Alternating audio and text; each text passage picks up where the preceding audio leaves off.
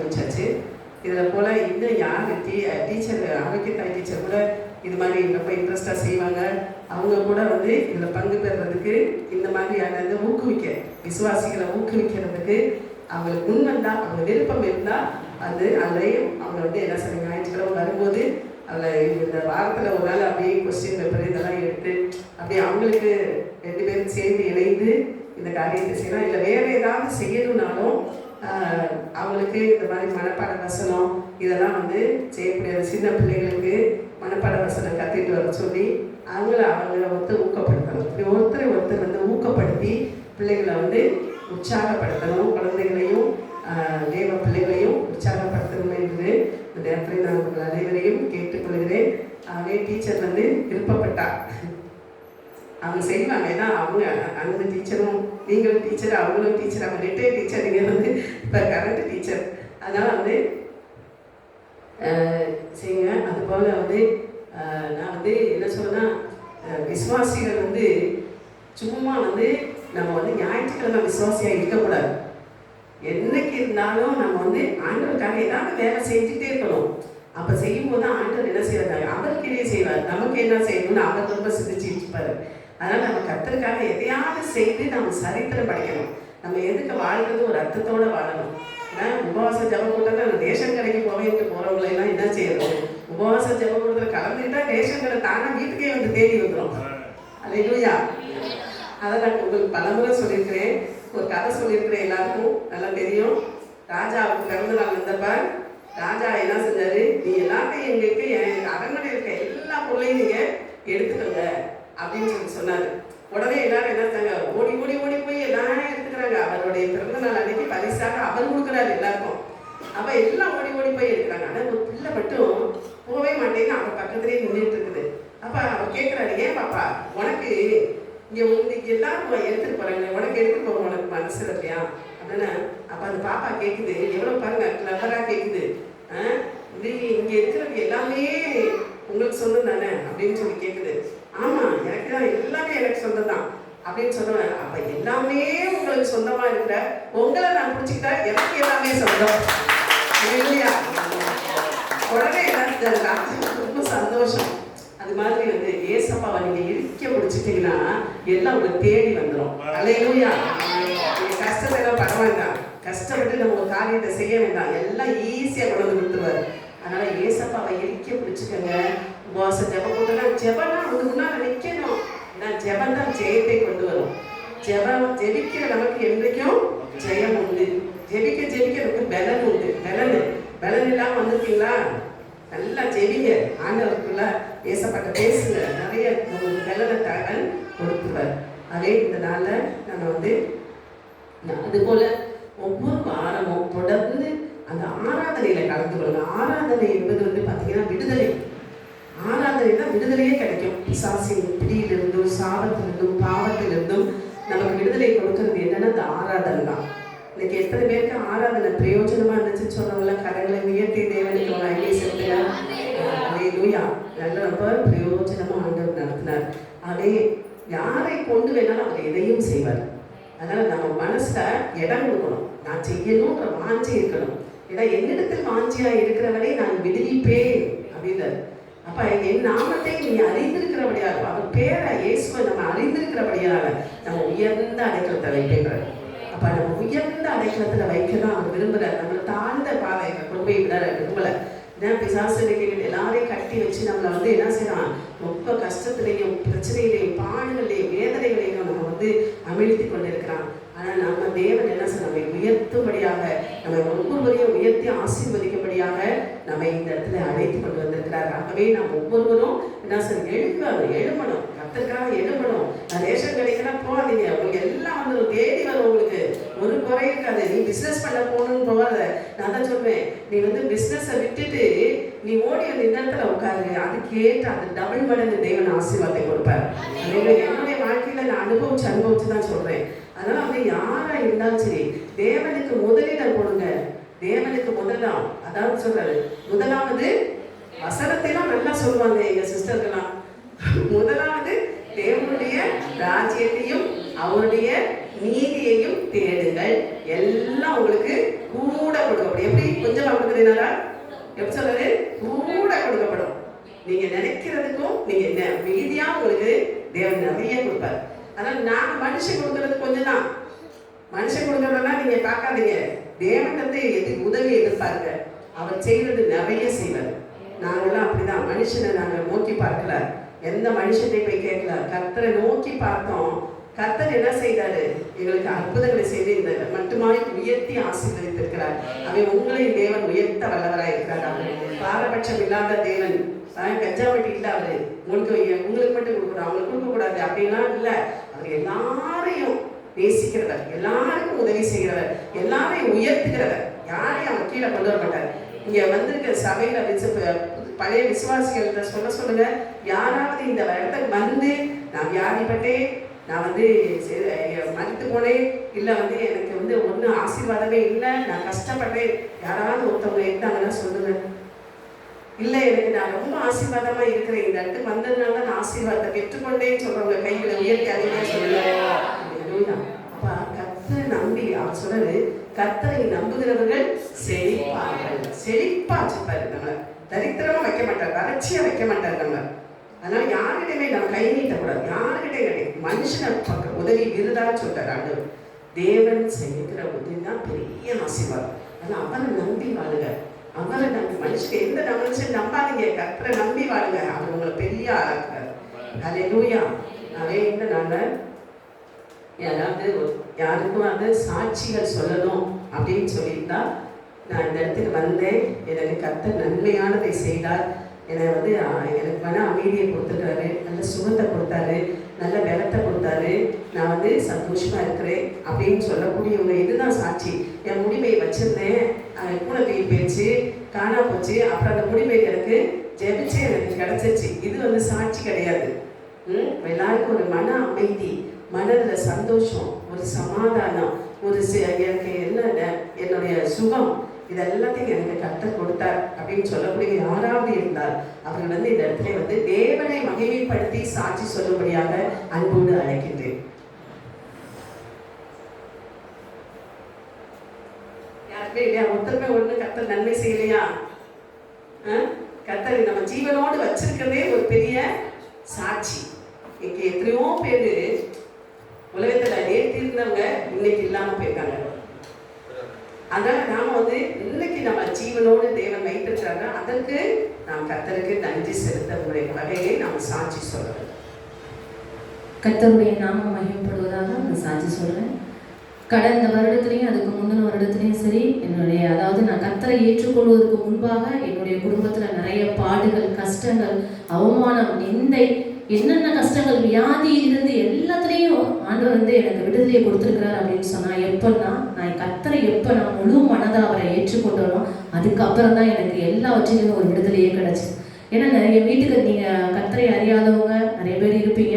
கர்த்தர் எனக்கு எப்படி என் குடும்பத்தெல்லாம் மாற்றினார். என் குடும்பத்தில் என் கணவர் வந்து குடியினால ரொம்ப கஷ்டப்பட்டேன் நான். ஏன்னா எத்தனையோ தூக்கம் இல்லாமல், சாப்பாடு இல்லாமல், சரியான ஒரு நிம்மதி கூட இல்லாத அளவுக்கு நான் அந்த அளவுக்கு ரொம்ப கஷ்டப்பட்டேன். என் கணவர்னால குடியினால், அந்த குடியின் ஆவி அவருக்குள்ள இருந்ததுனால. ஆனால் அந்த குடியின் ஆவியை வந்து எத்தனையோ ஹாஸ்பிட்டலுக்கு போனேன். எல்லாரும் நான் வந்து கர்த்தரை ஏற்றுக்கொள்வதற்கு முன்பாக சொன்னாங்க, இந்த கோயிலுக்கு போ, அந்த கோயிலுக்கு போ, கணவர் மாறிடுவான்னு சொன்னாங்க. நானும் எத்தனையோ கோயிலுக்கு கயிறு கட்ட அங்கே இங்கே ஹாஸ்பிட்டல்லாம் எவ்வளோ செலவு பண்ணேன். ஆனால் இல்லை, அவர் 10-12 வருஷமா குடிச்சுக்கிட்டே இருந்தார், காசப்புறம் அழிச்சுக்கிட்டே இருந்தார், குடும்பத்துக்கு எதுவுமே செய்யலை அவர். அப்படி இருக்கிற சூழ்நிலை, பிள்ளைங்கெல்லாம் பயப்படுங்க, தூங்க கூட, சாப்பாடு கூட ரேஷன் அரிசி தான் வாங்கி சாப்பிட்டுருக்கோம். இந்த மாதிரி நிலைமையில இருக்கும்போது கர்த்தர் அம்மா வந்து எனக்கு எப்படி கர்த்தரை தெரிந்து கொண்டேன்னா, அன்பு தாயார் மூலமாக, ஆவிக்குரிய தாயார் மூலமாக தான் எனக்கு கர்த்தரை பற்றி சொன்னாங்க. முதல்ல உங்களை மாதிரி தான் நான் ஏற்றுக்கொள்ள கஷ்டமா இருந்தது. ஏன்னா நான் வந்து இந்துல ரொம்ப வைராக்கியமா இருப்பேன். அதனால எனக்கு ஏசப்பாவை சொல்லும்போது, இத்தனை தெய்வத்தை கும்பிட்டும் நம்ம கணவரை மாற்ற முடியல, ஏசப்பா மாற்ற போறாரா அப்படிங்கிற ஒரு அவநம்பிக்கை எனக்குள்ள இருந்துச்சு முதல்ல.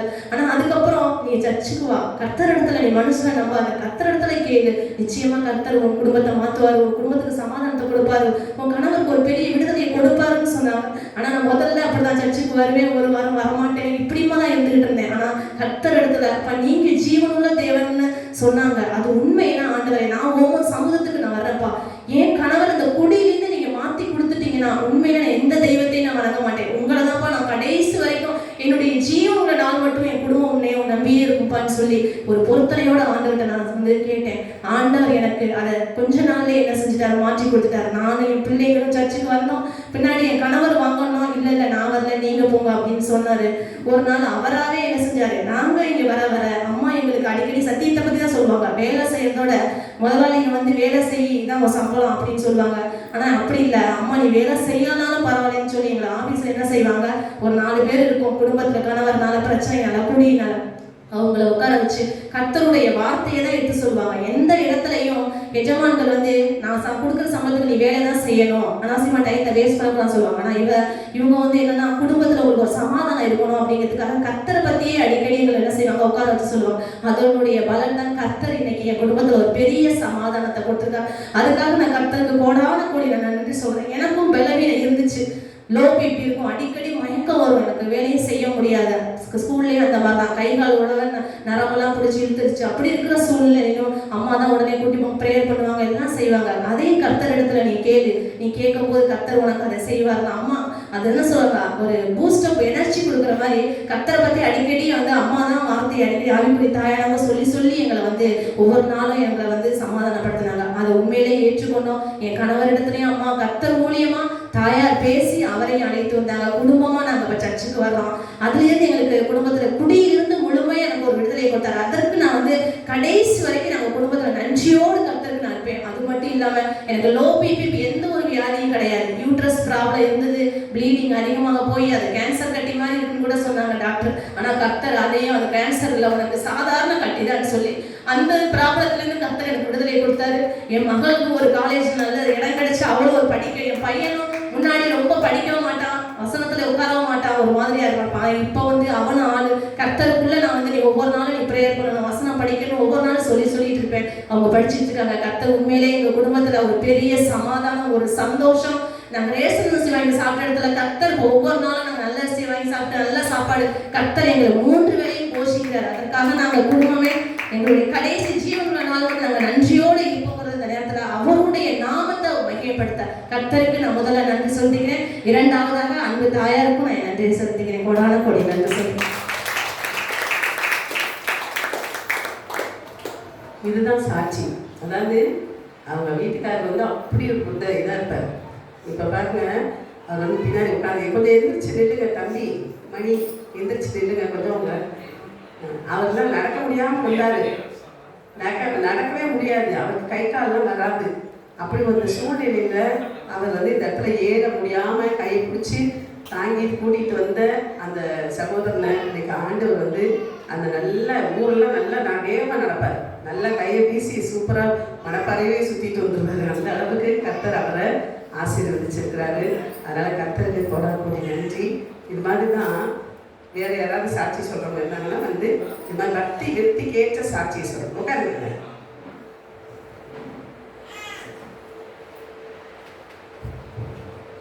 கர்த்தர் நான் மாத்திரம் மகிழ்வுபடுத்தின சாட்சியை சொல்கிறேன். நான் 2010 மணப்பாறைக்கு 2010 அந்த மணப்பாறைக்கு வந்தேன்.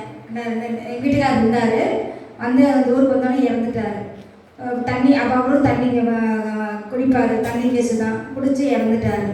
அவர் 2010 இங்கே நான் வந்துட்டுருக்கேன், தொடர்ந்து வந்துட்டுருக்கேன். இப்போ விடாமல் வந்ததுனால கர்த்தருடைய இரக்கம் கிருபையும் எனக்கு கிடச்சிருக்கு. அது மட்டும் நான் வேலைக்கு போனேன், பிள்ளைங்களை வளர்த்தேன். இப்போ பிள்ளைங்க வேலைக்கு போடுறாங்க, நல்லா இருக்காங்க.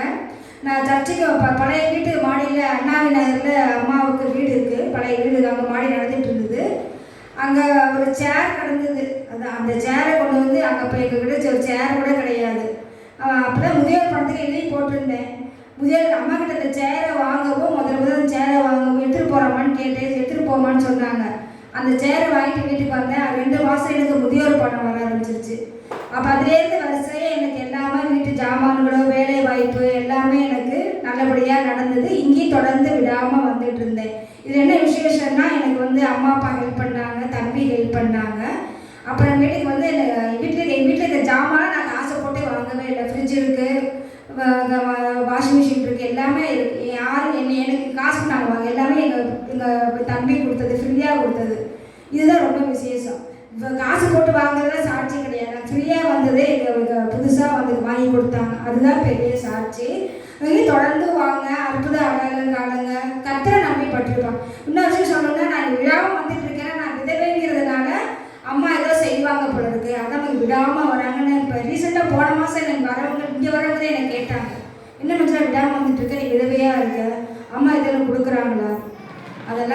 கிடையாது. நான் எது கர்த்தரை நம்பி வரேன்.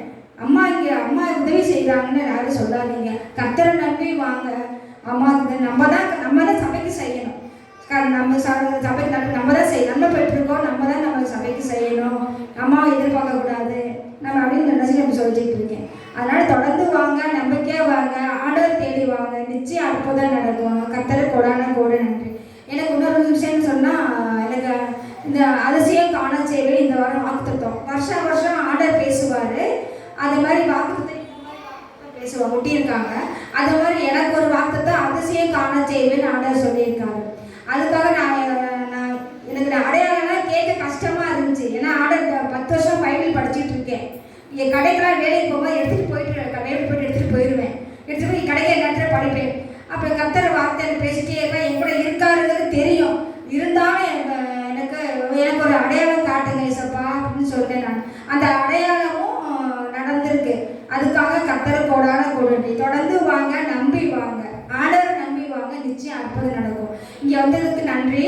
அம்மாவுக்கு கோடான கோடி.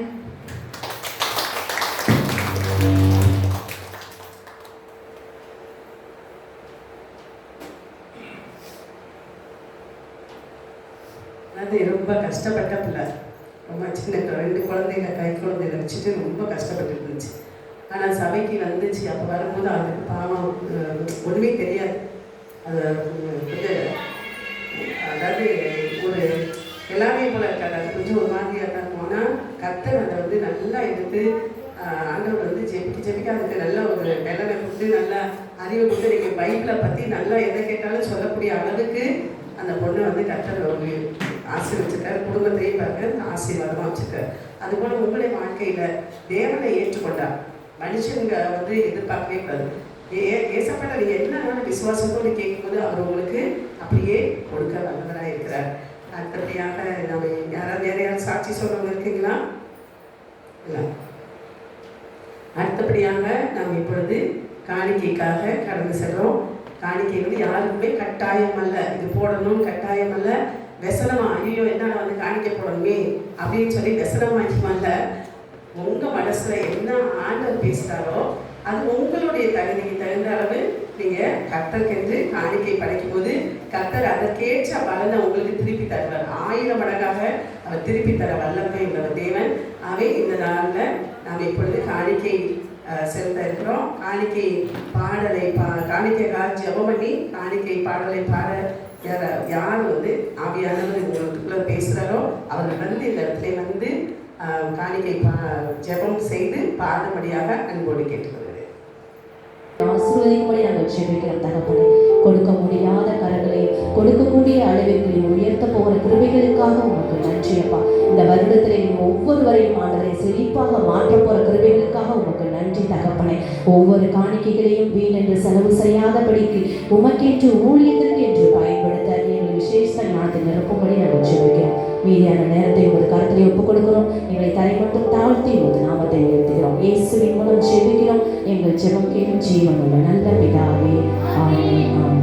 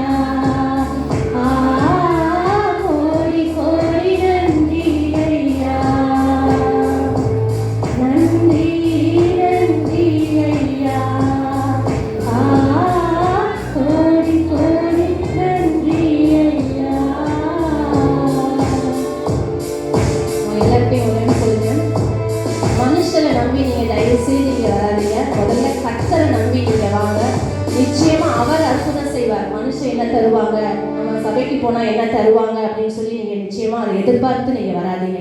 எதிர்பார்த்து வந்தோம் அப்படின்னு சொன்னால் நம்முடைய வாழ்க்கையில் ஆசீர்வாதம் கிடையாது. கர்த்தரை நம்பி வாங்க, விசுவாசத்தோட வாங்க, நம்பிக்கை வைங்க, தொடர்ந்து சபைக்கு வாங்க. நிச்சயமாக கர்த்தர் மனுஷன் மூலமாக செய்வார். நிச்சயமாக நீங்கள் அவரை நம்பும்போது மனுஷன் வந்து கிள்ளி கொடுப்பான், கர்த்தரோ அள்ளி கொடுப்பார்னு சொல்லியிருக்காரு. அப்போ நிச்சயமான உங்களை தேவைகளை எல்லாம் அவர் மனுஷன் மூலமாக சந்திப்பார். எப்படின்னா, முதல்ல நீங்கள் கர்த்தர் மேலே விசுவாசம் வைங்க, நம்பிக்கை வைங்க. சபைக்கு வந்தால் நமக்கு ஏதாவது தருவாங்க அப்படின்னு சொல்லி நிச்சயமாக எதிர்பார்த்து வராதீங்க. அப்படி வந்தீங்கன்னா ஆசீர்வாதம் நமக்கு கிடையாது. அவரை நம்பி வாங்க, நிச்சயமாக கர்த்தர் உங்களை ஆசீர்வதிப்பார். ஆமென்.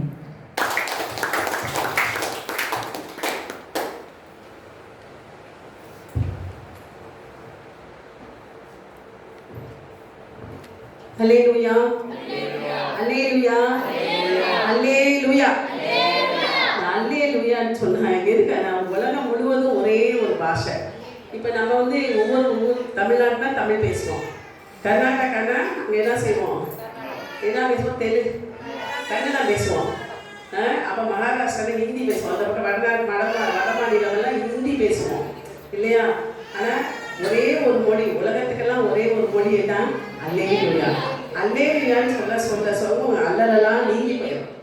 அதனால உங்க அல்லல் நீங்கன்னா நல்ல அல்லேலூயா உரத்த சத்தமாக சொல்லுங்க. அல்லேலூயா, அல்லேலூயா, அல்லேலூயா. இப்போது நம்ம ஆண்டவருடைய வார்த்தைக்கு கடந்து செல்றோம். நம்ம ஆண்டவருடைய வார்த்தை நம்ம ஒவ்வொருடைய உள்ளத்திலும் நல்லா நல்லா கேட்கணும். அதாவது பேசும்போது நல்லா காதில் கேட்டு இருதயத்தில் எழுதி வச்சுக்கணும். ஏன் நோட்டில் எழுதுனா கிழிஞ்சு போயிடும் இல்லையா? ஸ்லேட்டில் எழுதுனா அழிஞ்சு போயிடும். அப்போ நம்ம வந்து எங்கே எழுதணும்? நம்ம இருதயத்தில் எழுதி வச்சோம்ல, அடித்து அடிய மறந்துடலாம், சொல்ல மறக்க முடியாது அப்படின்னு சொல்லுவாங்கல்ல. ஏன்னா அந்த வார்த்தை வந்து இருதயத்தில் குத்தப்படும்.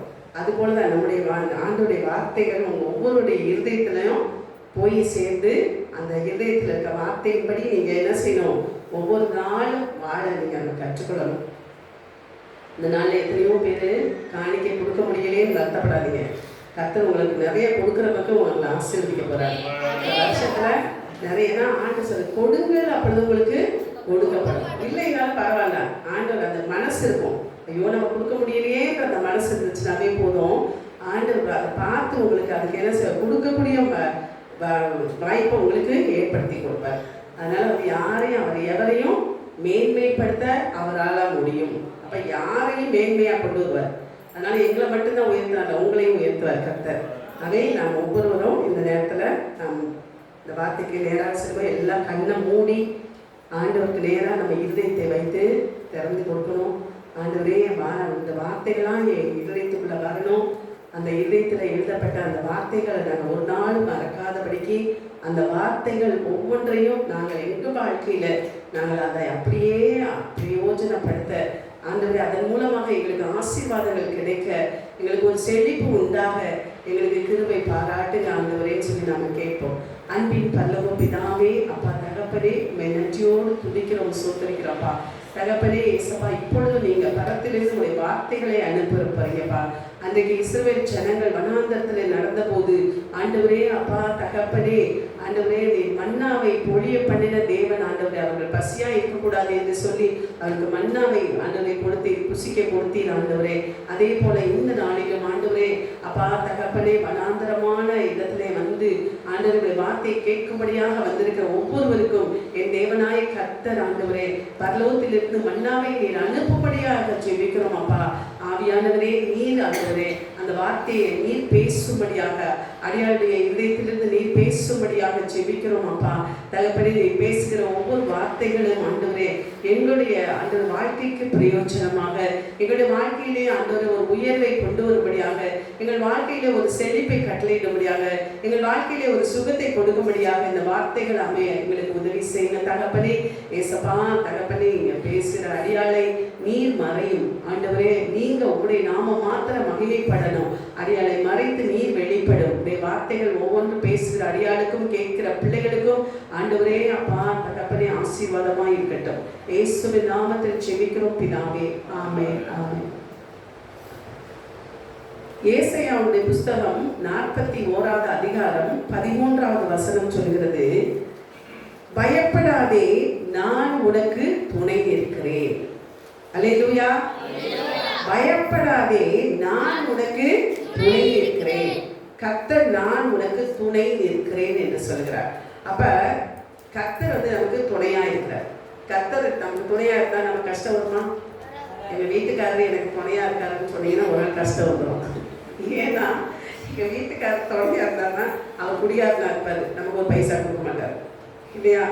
அதாவது முதல்ல நம்ம கடவுள் அவர் தான், கர்த்தர் தான் நமக்கு துணையா இருக்கிறோம். அவர் துணையா இருந்துட்டாருன்னா நமக்கு ஒரு குறையுமே வராது. ஆகவே எனக்கு உதவி செய்ய யாரும் இல்லையே, அவர்களுக்கெல்லாம் உதவி செய்ய வசதி உள்ளவங்க, வசதியா இருக்கிறவங்களுக்கு நிறைய பேர் வந்து உதவி செய்வாங்க. ஆனால் இல்லாதவங்களை யாரும் சரியா கவனிக்க மாட்டாங்க. இப்படியெல்லாம் வந்து உதவி செய்ய இருக்கிறாங்களேன்னு சொல்லிட்டு அவங்க நம்ம வந்து அவங்களுக்கு என்ன, அவங்களுக்கு வசதியுள்ள தகப்பன் இருக்கிறாரு, அதனால எல்லாமே அவங்களுக்கு கிடைச்சிருது. நமக்கு அப்பா கஷ்டப்படுறாரு, அப்பா வீட்டுக்காரர் கஷ்டப்படுறாரு, எனக்கு ஒன்றும் உதவி செய்ய ஆகலையே சொல்லிட்டு இருக்கலாம். ஆனால் அன்னைக்கு அரசியல்வாதிகள் கூட இப்படிப்பட்ட மனிதர் எனக்கு உதவி என்ன வேண்டுமானாலும் கிடைத்துவிட, அரசியல்வாதியாக இருந்தால் அவங்க நினைச்சதை சாதிச்சுருவாங்க. அப்போ இவங்களுக்கெல்லாம் இப்படிப்பட்டது இருக்கு, ஆனால் எனக்கு அப்படி உதவி செய்ய யாருமே இல்லை என்று நீங்கள் நினைக்கிறீங்களா? ஆண்டவர் சொல்றாரு, நான் நீங்கள் நினைக்கிறேன் நான் ஒரு ஏழை, எனக்கு என்ன இருக்கு, என்னால் எப்படி வர முடியும் மேலே அப்படின்னு சொல்லி நீங்கள் நினைக்கலாம். நானும் ஒரு நாள் பணக்காரியாக இருந்து வாழ்ந்து நான் வந்து நல்ல வயசு பிள்ளை, இந்த மாதிரி வயசு பிள்ளைகள் நான் வெளியில் வந்தேன். ஒன்றும் இல்லாமல் எங்கள் அப்பா அம்மாவோட ஒன்றுமே இல்லாமல் தான் வந்தேன். ஆண்டவர் என்னைய அவரை நான் பிடிச்சிட்டேன், அவர் என்னை உயர்த்திட்டார். அல்லேலூயா. ஆண்டவர் ஒரு மனிதனை உயர்த்துவதும் ஒரு மனிதனை தாழ்த்துவதும் என்னுடைய கரத்தில் இருக்கிறதுங்கிறார். அப்போ அவருடைய கரத்தில் நாம் இருந்தோம்னா நம்ம என்ன செய்வோம்? மனிதன் யாரை தாழ்த்தவே மாட்டோம், எல்லாரும் உயர்த்துவார். அல்லேலூயா. உயர்த்துகிற தேவன் அவர், நம்மை தாழ்த்துகிற தேவன் அல்ல. உன்னை நான் கீழாக்காமல் மேலாக்குவேன், வாளாக்காமல் உன்னை தலையாக்குவேன் என்று சொன்ன தேவன். அவை நம்ம என்றைக்கு நம்மை கீழே கொண்டு போகவே விட மாட்டார். நம்ம இருக்கிற ஸ்தானத்திலிருந்து நம்ம 1000 மடங்கு உயர்த்துகிற தேவன். நம்ம ஒரு நாள் நம்மை கைவிடவே மாட்டார். அவை நமக்கு அவர் துணையாய் இருப்பார். யாரிடத்திலும் உதவி கேட்கக்கூடிய சூழ்நிலையும் எனக்கு இல்லை என்று நீங்க நினைக்கலாம். எனக்கு யார்கிட்ட போய் நான் என் உதவியை கேட்பேன், யார்கிட்ட போய் நான் என்னுடைய தேவைகளை சொல்லுவேன் அப்படின்னு சொல்லி நீங்க நினைக்கலாம். ஆனால் தனித்து விடப்பட்ட நிலையில் இருந்தாலும் தேவன் சொல்றாரு, தனிமையானவர்களுக்கு நான் துணையா இருக்கிறேன் என்று சொல்கிறார். அல்லேலூயா. தனிமையா இருக்கிறேன், எனக்கு யாரும் இல்லை, உதவி செய்ய யாரும் இல்லை, எனக்கு ஆறுதல் சொல்ல எனக்கு யாரும் இல்லை அப்படின்னு நீங்க நினைக்கிறீங்களா? தேவன் உங்களோடு கூட இருக்கிறார். அவர் சொல்றார், நான் உனக்கு துணையாய் இருக்கிறேன் என்று சொல்கிறார். ஆகவே இந்த கர்த்தர் உங்களை பார்த்த இந்த வாக்கு தத்தத்தை உங்களுக்கு கொடுத்திருக்கிறார். இந்த வாக்கு தத்தை என்ன? பயப்படாதே, நான் உனக்கு துணை இருக்கிறேன். அப்ப நமக்கு துணை யாருன்னா, நீங்க நம்ம எல்லாத்தையும் போயிட்டு நம்ம கேட்க முடியாது. இப்ப நான் வந்து இப்போ என்கிட்ட வரீங்கன்னா ஒரு 10 பேர்கிட்ட போய் நீங்கள் உதவி கேட்டீங்கன்னா சரி அவங்க செய்வாங்க, நம்ம ஏன் செய்யணும் அப்படின்னு இருக்கலாம். இன்னொருத்தவங்க அவங்க செய்வாங்க அப்படின்னு சொல்லிட்டு ஒவ்வொருத்தருக்கு கடைசியாக ஒருத்தருமே செய்ய மாட்டாங்க. ஒரே ஒரு ஆளை நம்பி நம்ம வாழ்ந்தோன்னா அவங்க எந்த சூழ்நிலையாக இருந்தாலும் கூட சரி நம்மளையே நம்பியிருக்காங்க, நம்ம உதவி செய்யல, நம்ம யார் செய்வா, அவங்களுக்கு யாரும் இல்லை, நம்ம தான் செஞ்சாகணும்னு சொல்லி நம்ம மனிதர்கள் நினைப்போம். அப்படிதான் கர்த்தர் என்ன நினைப்பாரா?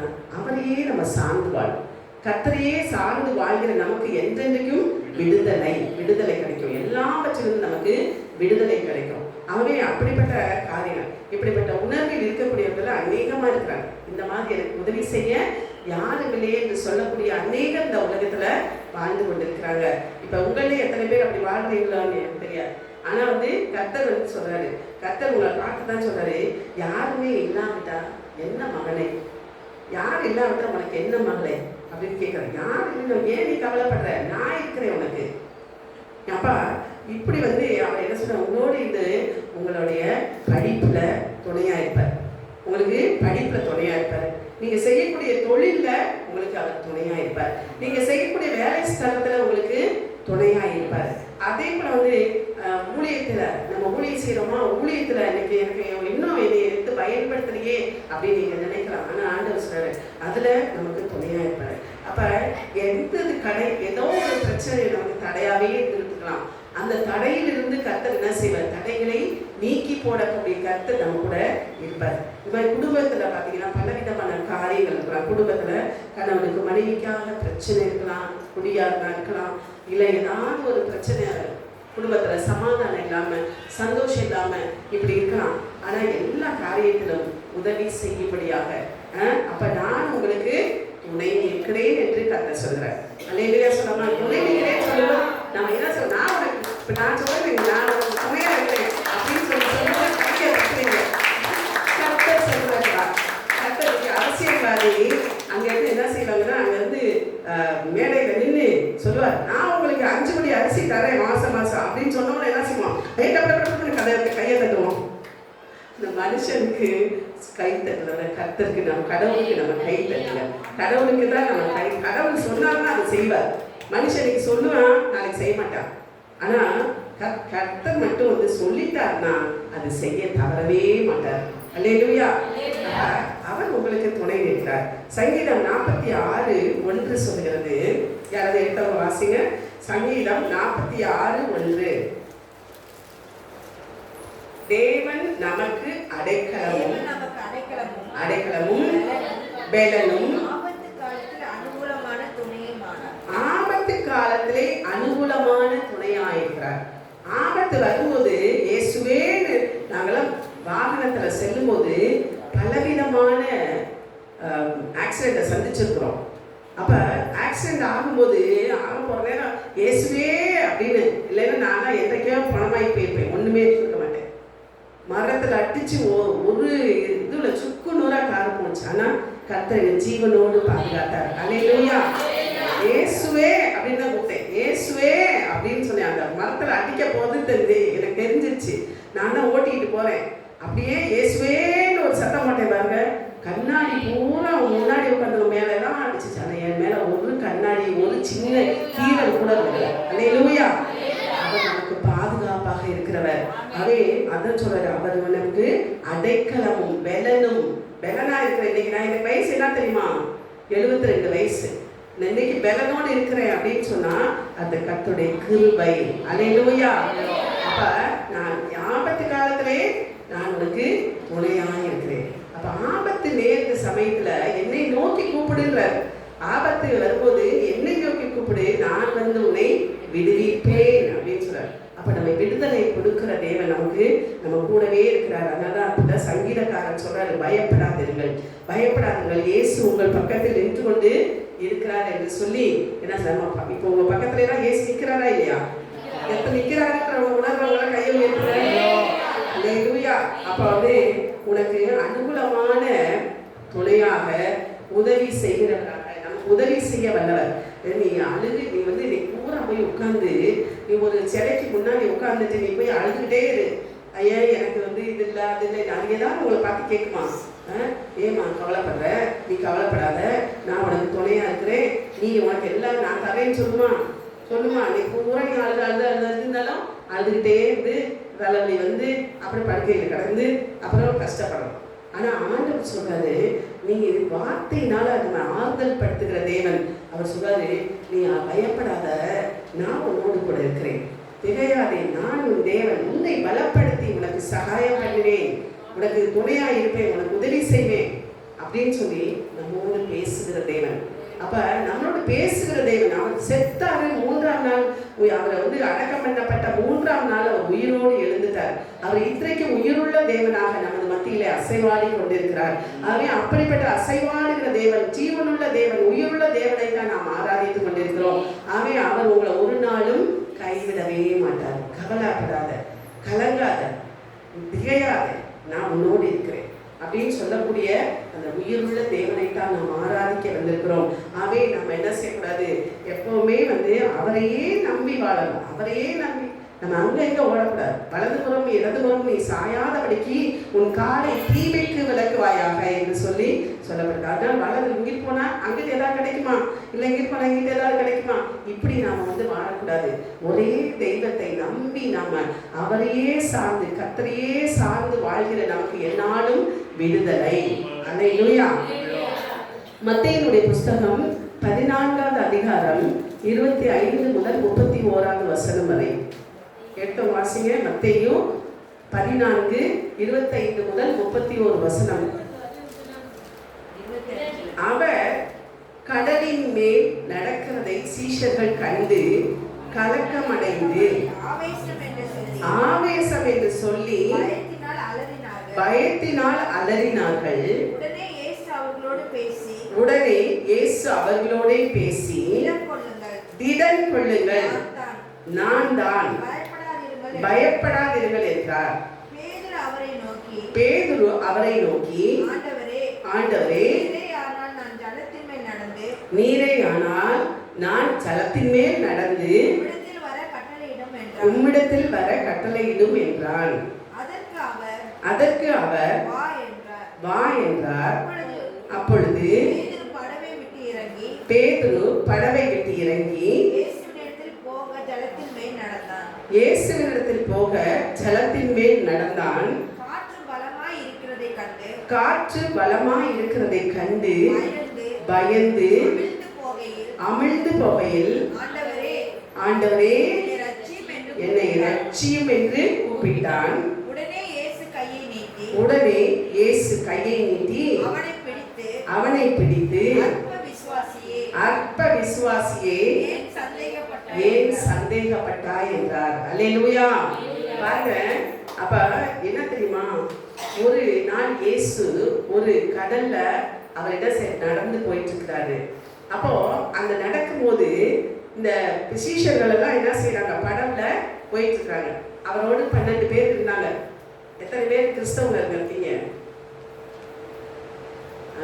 இயேசுவை பத்தி தெரியல. அவர் படகுல சீஷர்கள் படகுல போறாங்க. போகும்போது அப்போ என்ன செய்யறேன், பயப்படுறாங்க எல்லாரும். என்னடா, நீ ராத்திரியில ஒரு உருவம் அப்படியே வந்துகிட்டே இருந்துச்சு வைங்க, நீங்களா என்ன செய்வீங்க?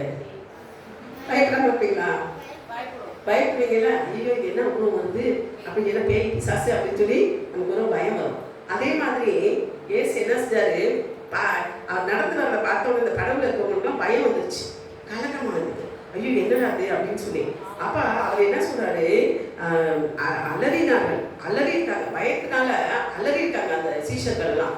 அப்போ உடனே இயேசு சொல்றாரு, அவங்களோட பேசுறாரு.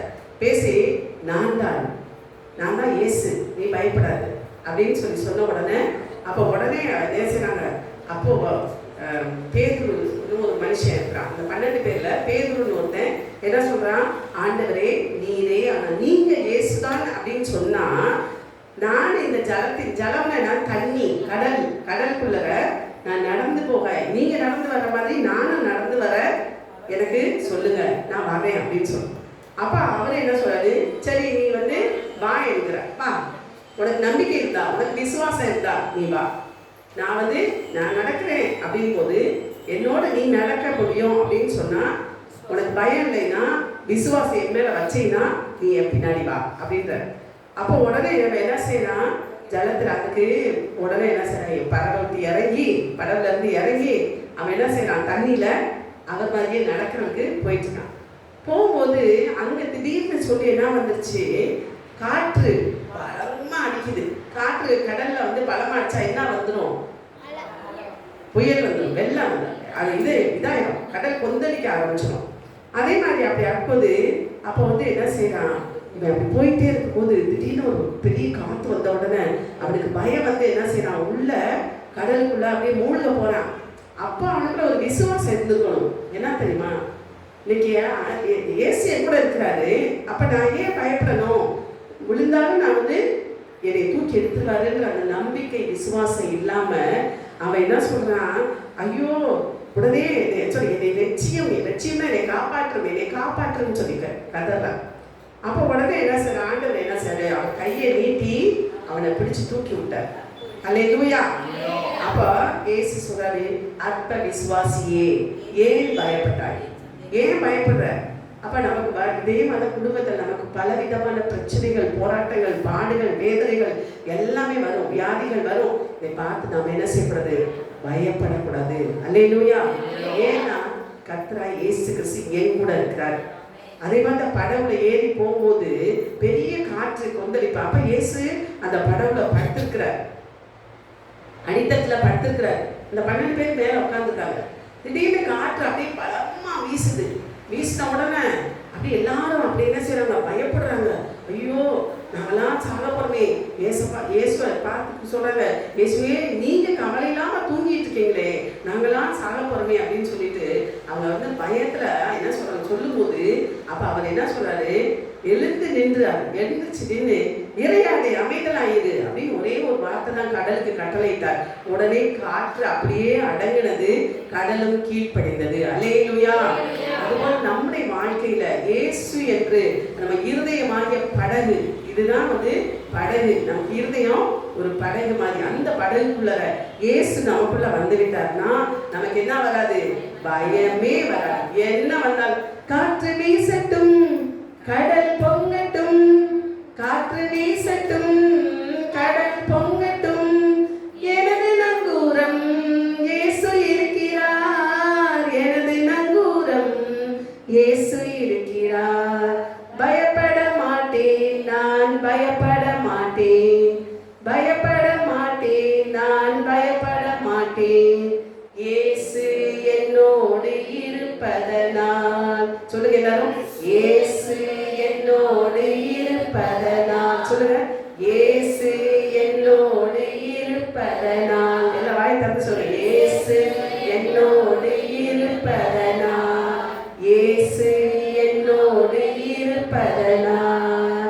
ஏலேலோ ஐலசா, ஏலேலோ ஐலசா, ஏலேலோ ஐலசா. அப்ப இயேசு நம்ம கூட இருந்தா எப்பவுமே நம்ம சந்தோஷமா இருக்கலாம். எத்தனை பேர் இயேசு நம்ம கூட இருக்கணும்னு விரும்புறீங்க? இயேசுக்கு உங்க இருதயத்தை திறந்து கொடுங்க. இயேசுவே இருதயத்துல வாங்க. இயேசுவே நீங்க இருதயமாக இந்த படகுல ஏறி உட்காருங்கப்பா. நீங்க இருந்தா எனக்கு வாழ்க்கையில எனக்கு கஷ்டம் இல்லை, கவலை இல்லை, சமாதானம், சந்தோஷம் எல்லாத்தையும் கொடுக்குற நீர் எனக்கு இருக்கிற. நீங்க இருக்கும்போது எனக்கு ஒரு பயமும் இல்லை. ஆகவே அப்படிப்பட்ட அந்த இயேசு கிறிஸ்து தான் மெய்யான ஜீவனுள்ள தேவன். ஆகவே இப்ப பாருங்க, அது போல பேதுரு வந்து என்ன செய்யறான், இயேசுவின் அனுமதியோடு தான் கடல்ல நடந்து போறான். இயேசுவோட அனுமதி, இயேசுவோட அனுமதியோடு அவன் நடந்து போறான். அப்ப அந்த காற்று அடிக்கும் போது அவனுக்குள்ள ஒரு பயம். அப்ப நம்ம குடும்பத்துல வந்து நம்ம பிரச்சனைகள் வரும்போது, வியாதிகள் வரும்போது, பாடுகள் வரும்போது நீங்க பயப்படாதீங்க. ஏன்னா பயப்படவே கூடாது. பயந்தீங்கன்னா அந்த சாத்தான் வந்து என்ன செய்ய, இன்னும் நல்லா பயத்தை கொடுத்து ஏன்னா உங்க வாழ்க்கையில சீரழிச்சுக்கலாம். அந்த சாத்தான் நமக்கு வந்து அவன் தான் நமக்கு விரோதியா நின்று கொண்டு இருக்கிறான்.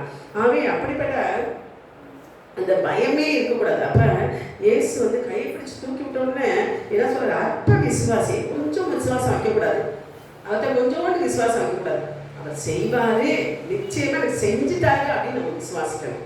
எனக்கு செஞ்சுட்டாரு, இந்த காரியத்தை எனக்கு கைகூடி வர பண்ணுவார், பண்ணிட்டார் அப்படின்னு சொல்லி நம்ம விசுவாசத்தோடு இருக்கணும். எனக்கு வியாதி இருக்குதா, உங்க கர்த்தர் கண்டிப்பா உங்களை சுகப்படுத்துவார். இந்த விசுவாசம், அந்த விசுவாசம். அதே போல நிறைய கடன் பிரச்சனை இருந்து என்னால விடுதலையாக முடியலையே அப்படின்னு நீங்க நினைக்கிறீங்களா?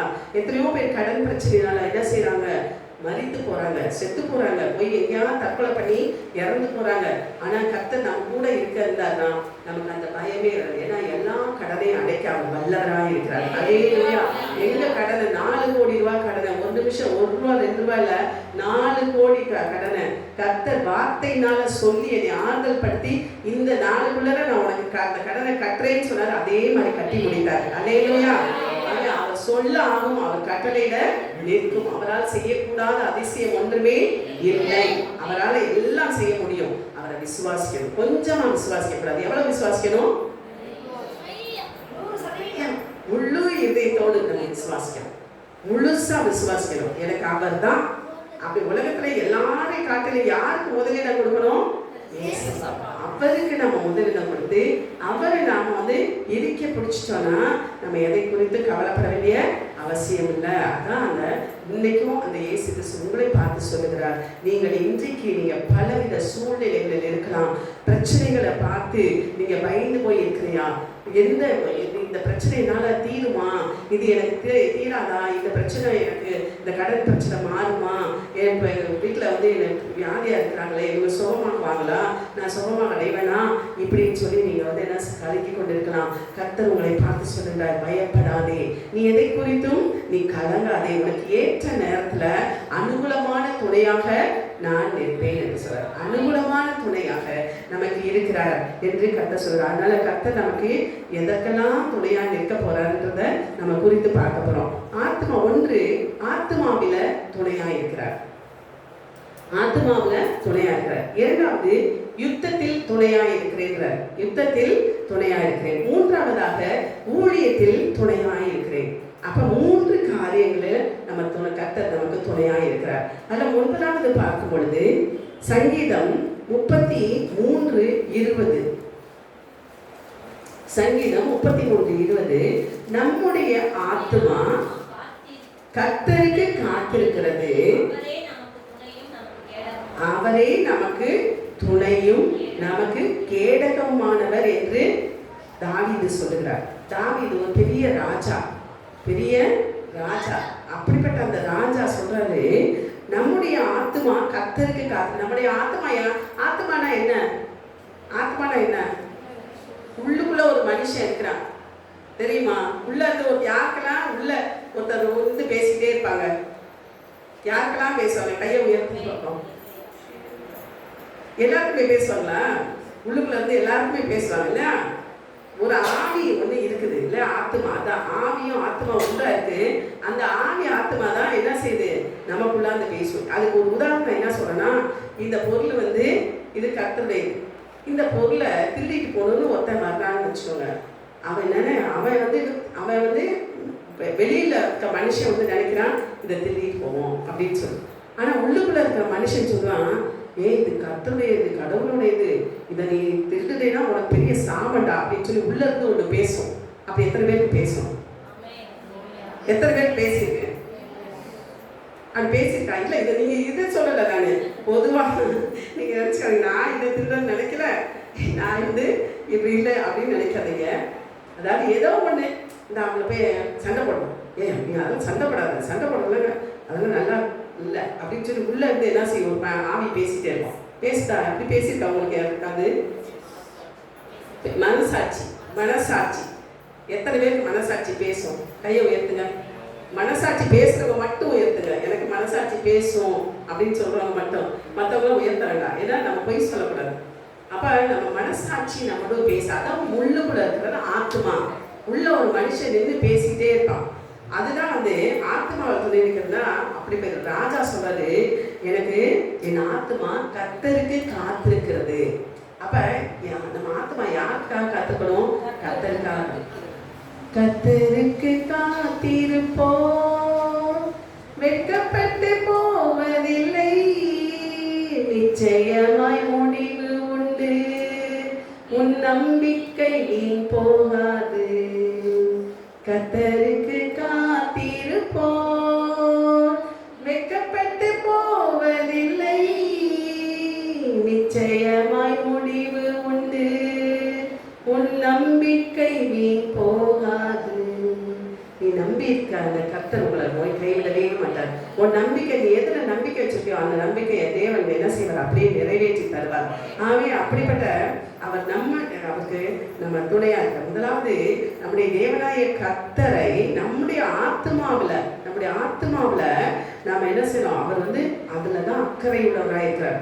நம்முடைய ஆத்மாவை காத்து கொள்ள வேண்டும் என்று சொல்லி அவர் அக்கறையோடு இருக்கிறார். அதனால உங்களை எல்லாம் தெரிந்தெடுத்த பாத்திரங்கள். நம்மெல்லாம் யாரு? நீங்களும் நானும் தேவனால் தெரிந்தெடுக்கப்பட்ட பாத்திரம். அதனால அந்த தெரிந்தெடுக்கப்பட்ட பாத்திரத்தை தான் எடுத்து பயன்படுத்த வேண்டும் என்று தேவன் விரும்பி இந்த நாளில் நம்முடைய இந்த ஊழியத்தை செய்யும்படியாக கர்த்தர் செய்கிறார். அதனால வந்து என்னன்னா, நம்முடைய ஆத்மா ரொம்ப முக்கியம். உலகத்துல நமக்கு வந்து ஆவியும் ஆத்மாவும் தான் ரொம்ப ரொம்ப முக்கியம். இந்த சரீரம் ஒன்றும் இல்லை. சரீரம் வந்து மண்ணில இருந்து வந்துச்சு, மண்ணுக்கே திரும்பி போய். எவ்வளவு கோடீஸ்வரர் உலகத்துக்கே பணக்காரனாலும் அந்த 6 அடி மண்ணுக்குள்ள தான் தூக்கி போடுவாங்க. எந்த மனுஷனையும் ஐயோ இல்லை, நான் ஒரு பெரிய கோபுரத்தை கட்டி நான் அங்கேயே வச்சிருக்கேன் அப்படின்னு சொல்லி யாராவது வச்சுருப்பாங்களா? இல்லை. எப்படிப்பட்டவங்க? ஒரு 3 நாள் வச்சுருப்பாங்க, 1 வாரம் வச்சுருப்பாங்க, 10 நாள் வச்சுருப்பாங்க. அதுக்கு மேலே அவங்க என்ன செய்வாங்க? தூக்கி கொண்டு குழியில் போடுறாங்க.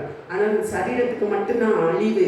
ஆனால் நம்முடைய ஆத்மாவுக்கு அழிவே இல்லை, நம்முடைய ஆவிக்கு அழிவே இல்லை. அதனால் ஆவியும் ஆத்மாவும் என்ன செய்யும்? மேலே போய் அங்கே வந்து என்ன செய்யும்? ஆத்மா நம்ம நல்லது செஞ்சோன்னா, நல்லது நினைச்சோன்னா, நல்லது பண்ணினோன்னா அது என்ன செய்யும்? அங்கே பரலோகத்தில் ஜீவ புஸ்தகத்தில் நம்ம பேரை எழுதிட்டே இருப்பாங்க. நம்ம எதெல்லாம் நல்லது செய்யணுமோ அதெல்லாம் நம்ம பரலோகத்தில் செய்யப்பட்டிருக்கணும். அது தேவனுக்கு பிரியமில்லாத எந்த காரியத்தை செய்தாலும் அதுவும் அங்கே ஜீவ புஸ்தகம் எழுதிட்டு இருப்பாங்க. அப்போ வந்து என்ன நம்முடைய ஆத்மா அழிவில்லாதது. இங்கே வந்து குறைஞ்சபட்சம் 100 வயசு வரைக்கும் வாழ்வோம்னு வச்சுக்கோங்க. இல்லை 120 வயசு வரைக்கும் கூட மோசையை போல வாழ்ந்துட்டாலும் ஒரு நாள் நமக்கு எல்லாருக்கும் என்ன இருக்குது?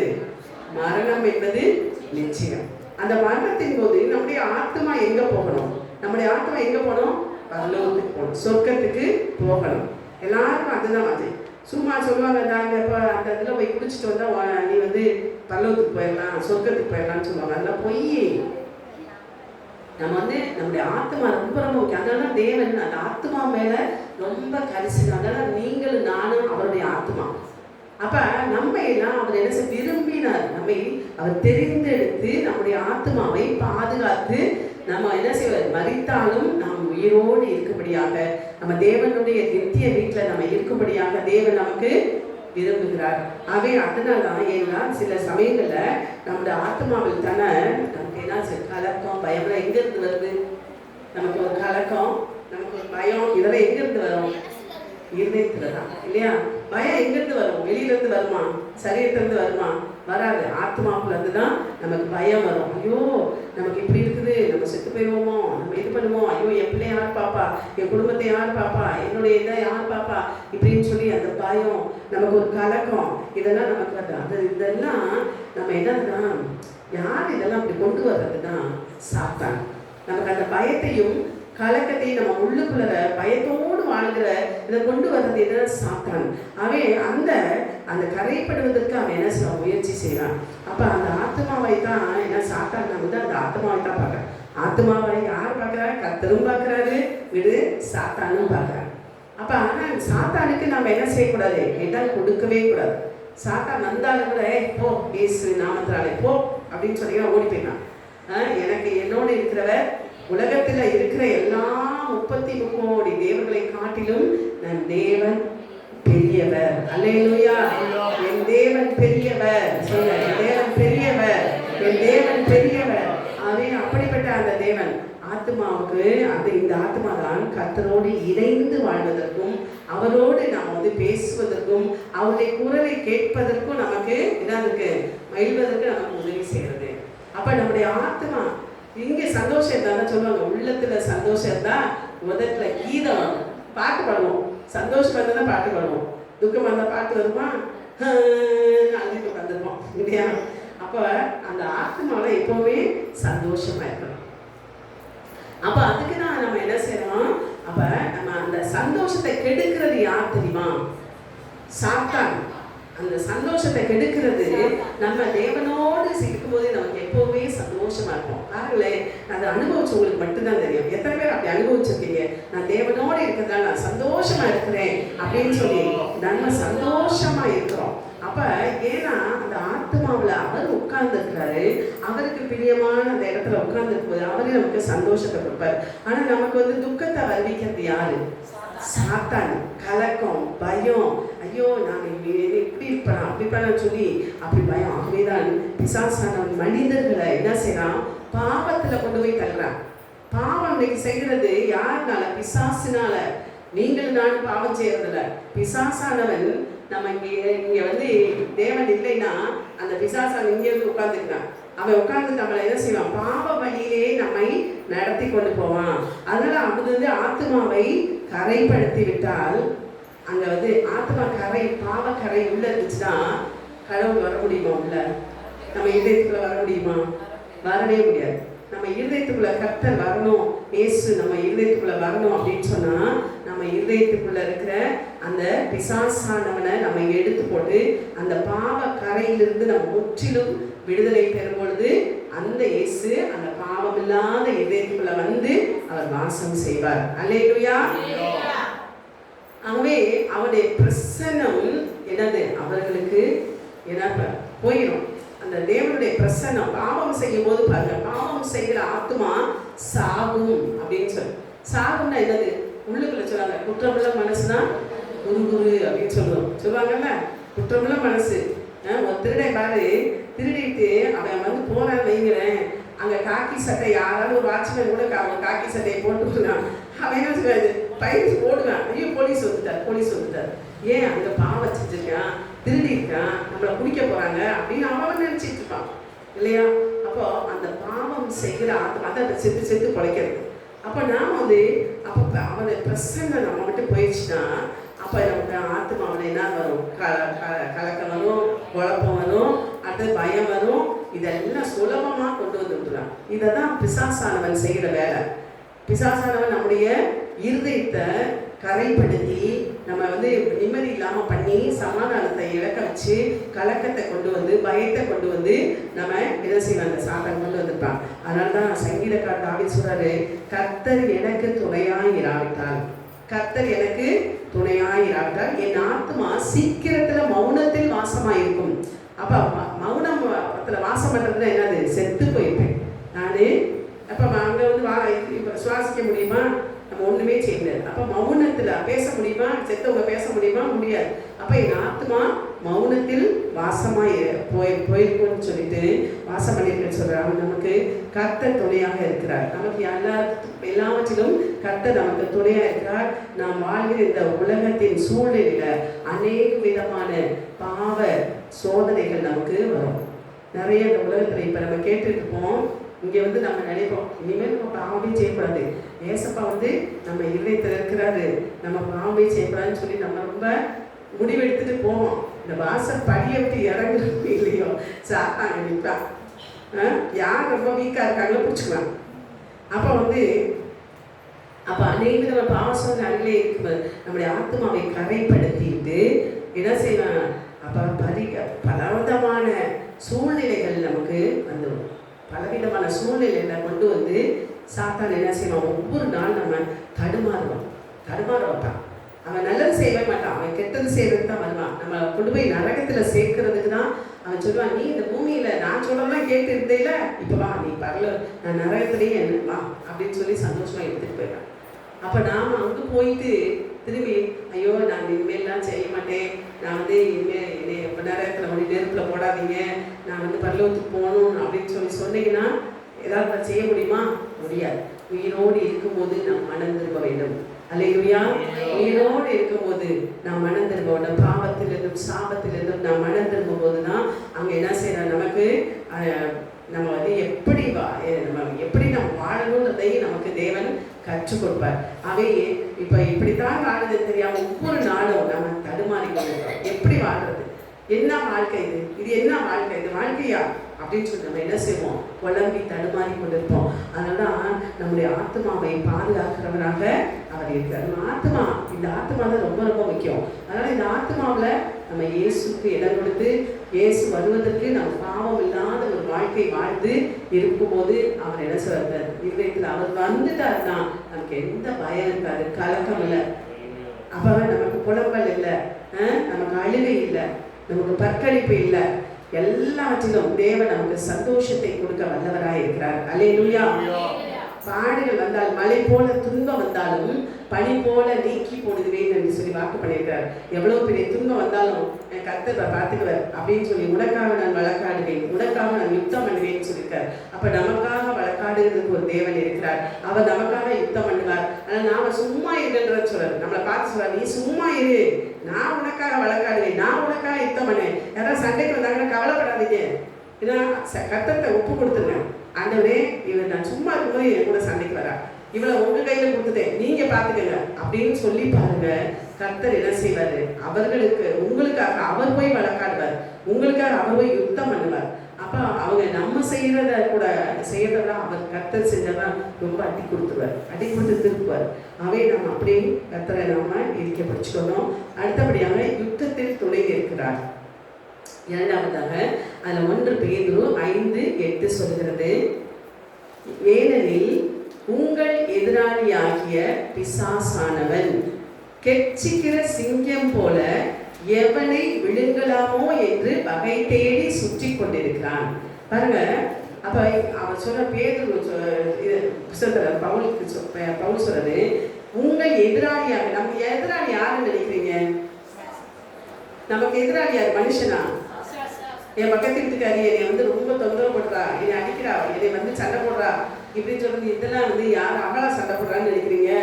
அவளுக்குள்ள இருக்க பிசாசு சண்டை போட வைக்க. நம்ம கூட நம்ம கடவுளுடைய பிள்ளைகள் நம்மளோட எதிர்த்து வருது. அப்போ ஆண்டவர் என்ன சொல்றா, அப்ப அவன் தான் சொல்ற, கெர்ச்சிக்கிற சிங்கம் போல. சிங்கம் யாரை கெர்ச்சிச்சு வரும், வரும், யாரை விழுங்கலாம். கெர்ச்சி அந்த சிங்கம் என்ன செய்யும்? உண்மைக்கு வரும், யாரையார் பிடிச்சி திங்கலாமா அப்படின்னு சொல்லி. அதுபோல இன்னைக்கு நமக்கு எதிராளியானவன் பிசாசானவன் என்ன சொல்ற, மனிதனுக்குள்ள இருந்து நமக்குள்ள என்ன செய்வான்? இது பண்ண. அதுபோலதான் சனகரிப்பு எருசலேமின் மேல் யுத்தம் பண்ண நோக்கி கொண்டிருப்பதை எசேக்கியா கண்டபோது, சனகரிப்பு என்ற ஒரு என்ன மனுஷன், அசீரியா ராஜாவே, அசீரியா ஒரு ராஜா சொல்ல பாருங்க. அப்போ என்ன செய்ய, எருசலேமின் மேல் யுத்தம் பண்ண நோக்கி கொண்டிருப்பதை எசேக்கியா, அப்ப அந்த எசேக்கியா கண்டு போது ஜனத்தின் மேல் படைத்தலைவரை ஏற்படுத்தி, ஜனத்துல இப்போ ஊருக்கு ஒரு யுத்தம் வருது அப்படின்னு சொன்னா என்ன செய்வீங்க? வாங்க ஊர்லாம் ஒன்று சேருங்க அப்படின்னு சொல்லி நீங்க ஒன்று சேர்ந்து நீ தான் அந்த பொறுப்பை பார்த்துக்க அப்படின்னு சொல்லி நியமிப்பீங்கல்ல. அதே போல அங்க என்ன சொன்னாங்க, பெரிய ஒரு சண்டை வரப்போகுது, யுத்தம் வரப்போகுதுன்னு சொல்லி கேள்விப்பட்டு அவளை நகரவாசலின் வீதியிலே தன்னண்டையில் கூடி வர செய்து அவர்களை நோக்கி சொல்றாரு, அவங்களை நோக்கி சொல்றாரு, நீங்கள் திடன் கொண்டு தைரியமாயிருங்கள். என்ன சொல்றது? நீங்கள் திடன் கொண்டு தைரியமாயிருங்கள். அசீரியா ராஜாவுக்கும் அவனோடு இருக்கிற ஏராளமான கூட்டத்திற்கும் பயப்படாமல், அவன்கிட்ட 1000 எவ்வளவு பேர் வேணாலும் இருக்கட்டும், அதை பத்தி நீங்க கவலைப்படாதீங்க. ஆனா என்ன சொல்ற, அதை சொல்றல, உங்களை எல்லா உலகத்தில் இருக்கிறவனிலும் நம்ம கூட இருக்கிறவர் பெரியவர். அல்லேலூயா. அதனால அவன் என்ன சொல்ற, இந்த பயப்படாமலும் கலங்காமல் இருங்க. அவனோடு இருப்பவர்களை பார்க்கிலும், அந்த எதிராளியனோடு இருப்பவனை பார்க்கிலும் நம்மோடு இருக்கிறவர்கள் அதிகம். அல்லேலூயா. நம்மோடு தேவ தூதர்கள் இருப்பாங்க. நம்மோடு தேவ தூதர்கள் நமக்காக கனிவிடை நாவிகள் தேவ தூதர்கள் நம்ம கூட அனுப்பிடுவார் ஆண்டவர். அப்போ அவனோடு இருக்கிறது மாம்சபுயம். அவன் மாம்சத்துல வர்றான். நான் பார்த்தேன், இப்ப நீங்க உலகத்தை சண்டை போடுறோம்னா எதுல வர்றான்? ஆவியில நினைச்சு வரான், மாம்சத்துல. எனக்கு நல்லா ஒட்டாந்து வச்சிருக்கேன், நான் குத்துறேன், அடிக்கிறேன் அப்படின்னு என்னைய விட நான் போய் பார்த்துப்பாரு அப்படின்னு சொன்னாங்க. மாம்சபுயம். அப்போ நமக்கு துணை நின்று நம்முடைய யுத்தங்களை நடப்பித்த நம்மோடு இருக்கிற நம்முடைய தேவனாய் கர்த்தர் என்று சொல்லி அவர்களை தேற்றினார். அப்ப நீ இதெல்லாம் இவனுக்கெல்லாம் மாம்சத்துல ஓடி வர்றாங்க. இவங்களுக்கெல்லாம் நீ என்ன செய்யாத, பயப்படாது. இவங்களுக்கெல்லாம் பயப்படாது. ஏன்னா இவங்களை காட்டில் நம்மோடு இருக்கிறவர் பெரியவர் அவே அப்படின்னு சொல்லி 2 நாளாகமம் 32:3, 3, 6, 9 சொல்லப்பட்டிருக்கிறது. பரிசுத்த வேதாகமத்துல சொல்லப்பட்டிருக்கிறது. அவே உன் எதிராளியாகிய பிசாசானவன். நமக்கு எதிராளி யாரு அப்படின்னு நினைச்சீங்கன்னா பிசாசு தான் நமக்கு எதிரி. இப்போ கணவன் உங்க வீட்டுக்காரர் சண்டை போடுறாரு அப்படின்னு சொன்னா நீங்க நினைக்கிறீங்க வீட்டுக்காரர் சண்டை போடுறாரு அப்படின்னு நினைக்கிறீங்களா? உங்க வீட்டுக்காரர் நல்லவர் தான், ஆனா அவருக்குள்ள இருந்து பிசாசானவன் செயல்படுறான். சண்டை போடுறது, சந்தேகப்படுறது, இது மாதிரி எல்லாம் கொண்டு அவன் என்ன செய்வாங்க, அவருக்குள்ள இருந்து பிசாசானவன் செயல்படுறான். அது உங்களுக்கு தெரியுமா? இந்த வீட்டுக்காரன் எப்ப பார்த்தாலும் என்னை சந்தேகப்படுறேன், எப்ப பார்த்தாலும் சண்டை போடுறேன், எப்ப பார்த்தாலும் குடிச்சிட்டு வரானே, அவனுக்குள்ள அந்த ஆவி, குடிவெறியின் ஆவி, அந்த ஆவி எல்லாத்த பிசாசு அவனுக்குள்ள உட்காந்துட்டு தான் குடிக்க சொல்றது. அவன் இப்படி அந்த மாம்சபயம். அப்ப விரோதமாக கணவன், அப்ப எதிராளியாக பிசாசானவன் உனக்கு விரோதமாக அவன் என்ன செய்யறான்? எல்லா விதமான யுத்தங்களையும் பண்ணலாம். நீ படிக்கிற இடத்துல கூட பிசாசானவன் என்ன செய்வான்? யுத்தம் பண்ணலாம். பிசாசன் வருவான், நீ படிக்க விடாம உன்னை என்ன செய்யலாம்? வேற காரியத்துல நம்மளை டைவர்ட் பண்ணிடலாம். டைவர்ட் பண்ணி அந்த படிப்புடைய இதே இல்லாம அந்த பொண்ணை பார்த்து லவ் பண்றது, இப்படி இது பார்த்து லவ் பண்றது, இப்படியெல்லாம் நம்ம கொண்டு போய் என்ன செய்யலாம். அதே போல் வேலை செய்யற இடத்துல, நீ தொழில் செய்யற இடத்துல இப்ப இந்த பிசாசானவன் என்ன செய்வான்? நீ வசிக்கிற இடத்துலன்னா அவன் என்ன சொல்லுவோம்? ரொம்ப பொறாமை கொண்ட பொல்லாத மக்களை எழுப்பி, பொறாமை ஏற்படுத்துகிறான். நல்லா ஒருத்தவங்க வளர்ந்துட்டு வந்தாங்கன்னா அந்த கிராமத்தில் என்ன செய்வாங்கன்னா, உடனே அவளுக்கு வந்துருச்சாம்பாள், அவளை வந்து இப்படி அப்படியே கண்ணா பின்னாடி எப்படி பேசுறது, இதெல்லாம் வந்து யாருன்னா ஒரு மனிதனுக்குள்ள இருந்து பிசாசானவன் பேசுறது. அதனால நம்ம அந்த மனிதர்களை குறித்து நம்ம கவலைப்படாது. அந்த பிசாசானவனை நம்ம என்ன செய்ய விரட்டுறதுக்கு நம்ம முயற்சி செய்ய வேண்டும். தான் முயற்சி தான் நம்மளுடைய முயற்சியில் கர்த்தர் சொல்லணும். அப்போ மக்களை எழுப்பி உனக்கு விரோதமாக பேசுறதுக்கு, ஆனால் உனக்கு விரோதமாக வரக்கூடிய ஆசீர்வாதத்தை தடுத்து இன்னைக்கு வந்து நமக்கு ஆசீர்வாதம் இல்லை, ஆசீர்வாதம் தான் நம்ம வார்த்தையில் சொல்லணும் அதிர்ஷ்டம்னு சொல்லணும் இல்லையா? அப்போ ஆசீர்வாதத்தை நம்ம கெடுத்து போட்டு நம்மளை கஷ்டப்பட வச்சு, நம்மளை வேதனைப்பட வச்சு, நம்மளை துக்கப்பட வச்சு இது செய்கிறது தான் அவனுடைய வேலை, பிசாசானுடைய வேலை. அவன் இப்படிப்பட்ட காரியத்தில் நம்ம என்ன செய்யறாரு, அப்போ இந்த மாதிரி எழுப்பி அப்போ விரோதமாக பேசுறது. ஆனால் வரக்கூடிய ஆசீர்வாதத்தை தடுத்து உன் கிரியைகளை செய்கிற வேலைகளை எல்லாம் முடக்க வச்சுருவேன். என்ன வாழ்க்கை, இது என்ன வாழ்க்கை அப்படின்னு சொல்லி முடக்கிறது. இது மாதிரி வந்து சாத்தான் பல முயற்சிகளை நமக்கு நம்முடைய வாழ்க்கையை கெடுத்து போடணும் அப்படின்னு சொல்லி பல முயற்சிகளை செய்து கொண்டிருக்கலாம். ஆனால் கர்த்தர் சொல்றாரு, நான் பயப்படாதே, நான் உனக்கு துணை இருக்கிறேன், நான் உனக்கு மகா பலம், நான் கோட்டையும் அரணுமாக இருக்கிறேன் அப்படின்னு சொல்லி கர்த்தர் நமக்கு வாக்குப்படுகிறார். அவை எபேசியர் 6:12 சொல்லப்பட்டிருக்கிறது, ஏனெனில் மாம்சத்தோடும் இரத்தத்தோடும் அல்ல. நமக்கு மாம்சத்தோடும் இரத்தத்தோடும் அப்படின்னா என்னன்னா மனிதர். இப்போ நமக்கு வந்து மாம்சம் இருக்கா, மாம்சம்னா என்னது சரீரம். அப்போ ரத்தம் இருக்கா, எல்லாருக்கும் ரத்தம் இருக்கா இல்லையா? எல்லாத்துக்கும் ரத்தம் இருக்கு. அப்போ அந்த மாம்சத்தோடும் இரத்தத்தோடும் நம்ம ஒரு மனிதனோடு நம்ம போராடுறது வேஸ்ட்ன்ற. அப்போ மாம்சத்தோடும் இரத்தத்தோடும் அல்ல நம்ம போராட வேண்டாம், துரைத்தனங்களோடும் அதே போல அதிகாரங்களோடும் இப்பிரபஞ்சத்தின் அந்தகார லோகாதிபதிகள். அப்போ வந்து அவன் கண்ணுக்கே தெரிய மாட்டான் அந்த பிசாசானவன். ஆனால் அவங்க போய் மனிதனுக்குள்ள இருந்து அவனை தூண்டி விட்டு அவனை அப்படி பண்ண வைக்கிறது. அப்போ லோகாதிபதிகளும் வானமண்டலங்களில் பொல்லாத ஆவிகளின் சேனைகள். வானமண்டலங்களில் நிறைய பொல்லாத ஆவி அலைஞ்சிட்டு இருக்குது. அது வந்து என்னன்னா தற்கொலை செய்து கொண்டவங்க எல்லாரும் என்ன செய்வாங்க, வானமண்டலத்தில் அந்த ஆவி அலைஞ்சிக்கிட்டே இருக்கும். சொல்லுவாங்கல்ல, ஐயா அந்த ஆவி மேலே பிடிச்சிருச்சு அப்படின்னு சொல்லுவாங்க இல்லையா? அது மாதிரி வந்து அந்த மாதிரி வானமண்டலம் கொல்லாத ஆவிகளின் சேனைகளோடும் நமக்கு போராட்டம் உண்டு. அல்லேலூயா. நம்ம போராடிக்கிட்டே இருக்கணும், அவனோடு போராடி போ பிசாசை இயேசுவின் நாமத்தாலே, இப்படிப்பட்ட எனக்கு வறுமையை கொண்டு வர கொல்லாத பிசாசை இயேசுவின் நாமத்தால போ அப்படின்னு சொல்லுங்க. நீங்கள் சொன்னீங்கன்னா இயேசுவின் நாமத்தை சொல்லி நீங்கள் சொன்னீங்கன்னா உடனே அவன் ஓடி போயினான். அன்னைக்கு 2000 பிசாசு ஒரு மனிதனுக்குள்ள இருந்துச்சு. அவன் ட்ரெஸ்ஸு கூட போடாமல் அவன் மாதிரி பைத்தியமாக அலைஞ்சான். அந்த இடத்துல இயேசு போகும்போது அவன் சொல்கிறான், ஏங்க என்னை வேதனைப்படுத்துறதுக்காக இங்கே வந்தீங்க, ஏன் வரீங்க அப்படின்னு கேட்குறான். அப்போ அவர் சொல்கிறாரு, நீ இயேசுவின் நாமத்தை, அவரே தான் இயேசு. அவர் சொல்கிறாரு, நீ போ பிசாசை போ அப்படின்னு, இவனுக்குள்ள இது செயல்பட்ட பிசாசை நீ போன்னு சொன்னார்.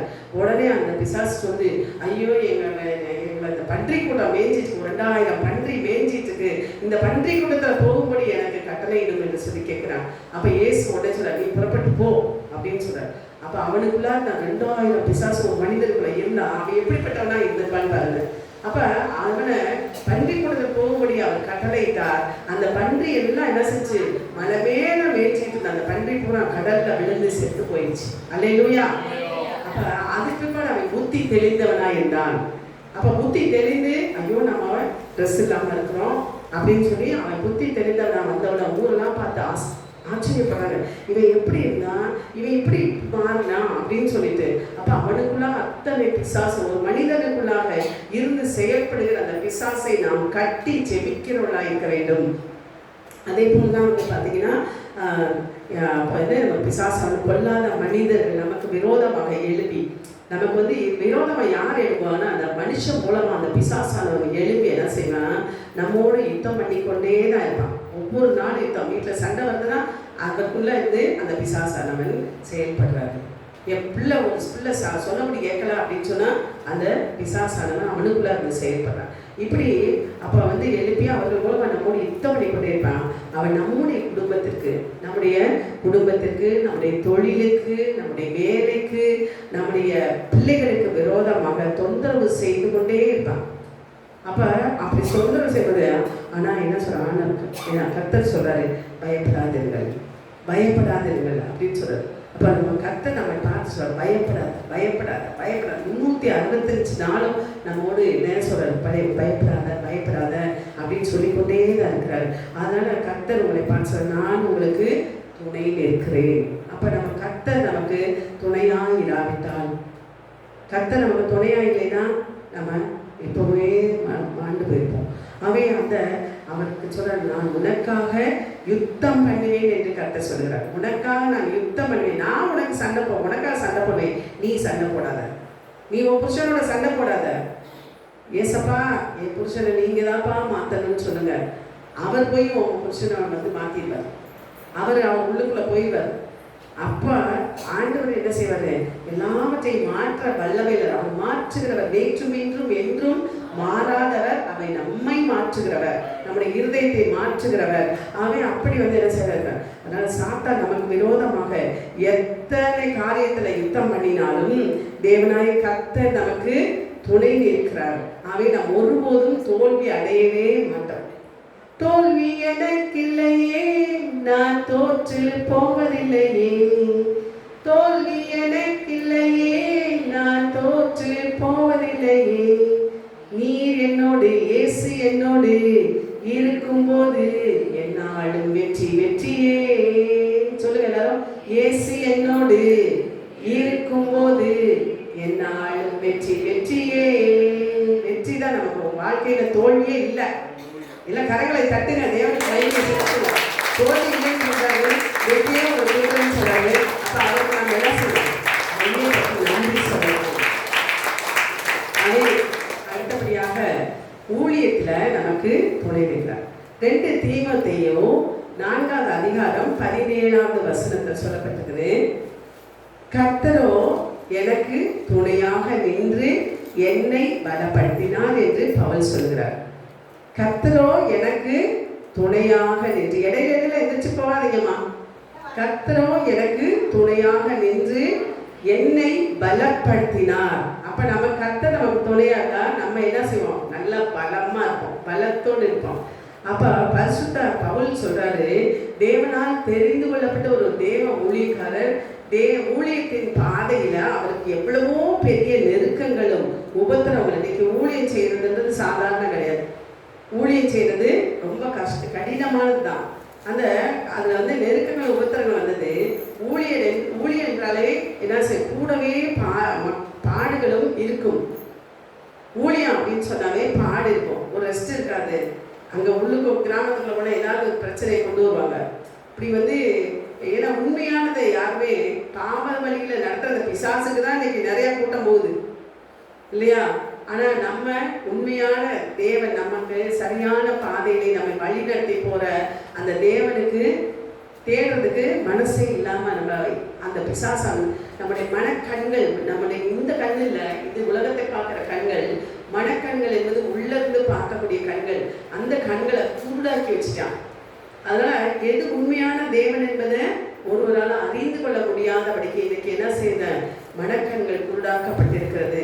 ஆகவே அந்த மனக்கண்கள் ஒரு மனிதன் மக்கள் திறக்கணும். அதுக்கு நம்ம பாருங்க, அப்ப இது மாதிரி எதிர்ப்புகள் வரும், நிந்தைகள் வரும், அது பொய்யான குற்றச்சாட்டுகள். இன்னைக்கு பார்த்தீங்கன்னா ஒரு ஊழியக்காரர் 50 வருஷமா ஊழியம் செய்யறாரு, அவர் நல்ல மனுஷன், அவர் மேல ஒரு குற்றச்சாட்டு, இந்த மாதிரி அவரை என்ன செய்யணும், கோர்ட்ல கொண்டு போய் நிறுத்தியிருக்காங்க. ஆனாலும் கூட கர்த்தர் ஒரு நாள் கைவிடவே மாட்டார். அல்லேலூயா. அதனால இந்த மாதிரி பொய் வழக்குகள் போடுவார்கள். இன்னைக்கு நெருக்கம் கொடுக்குற மக்கள் இன்னைக்கு நிறைய இருப்பாங்க. நமக்கு நெருக்கத்தை கொடுத்துட்டே இருப்பாங்க, நமக்கு பிரச்சனையை உண்டு பண்ணிக்கிட்டே இருப்பாங்க. பக்கத்துல அந்த சண்டை போடுவாங்க, பக்கத்துல இருக்கவங்க சண்டை போடுவாங்க.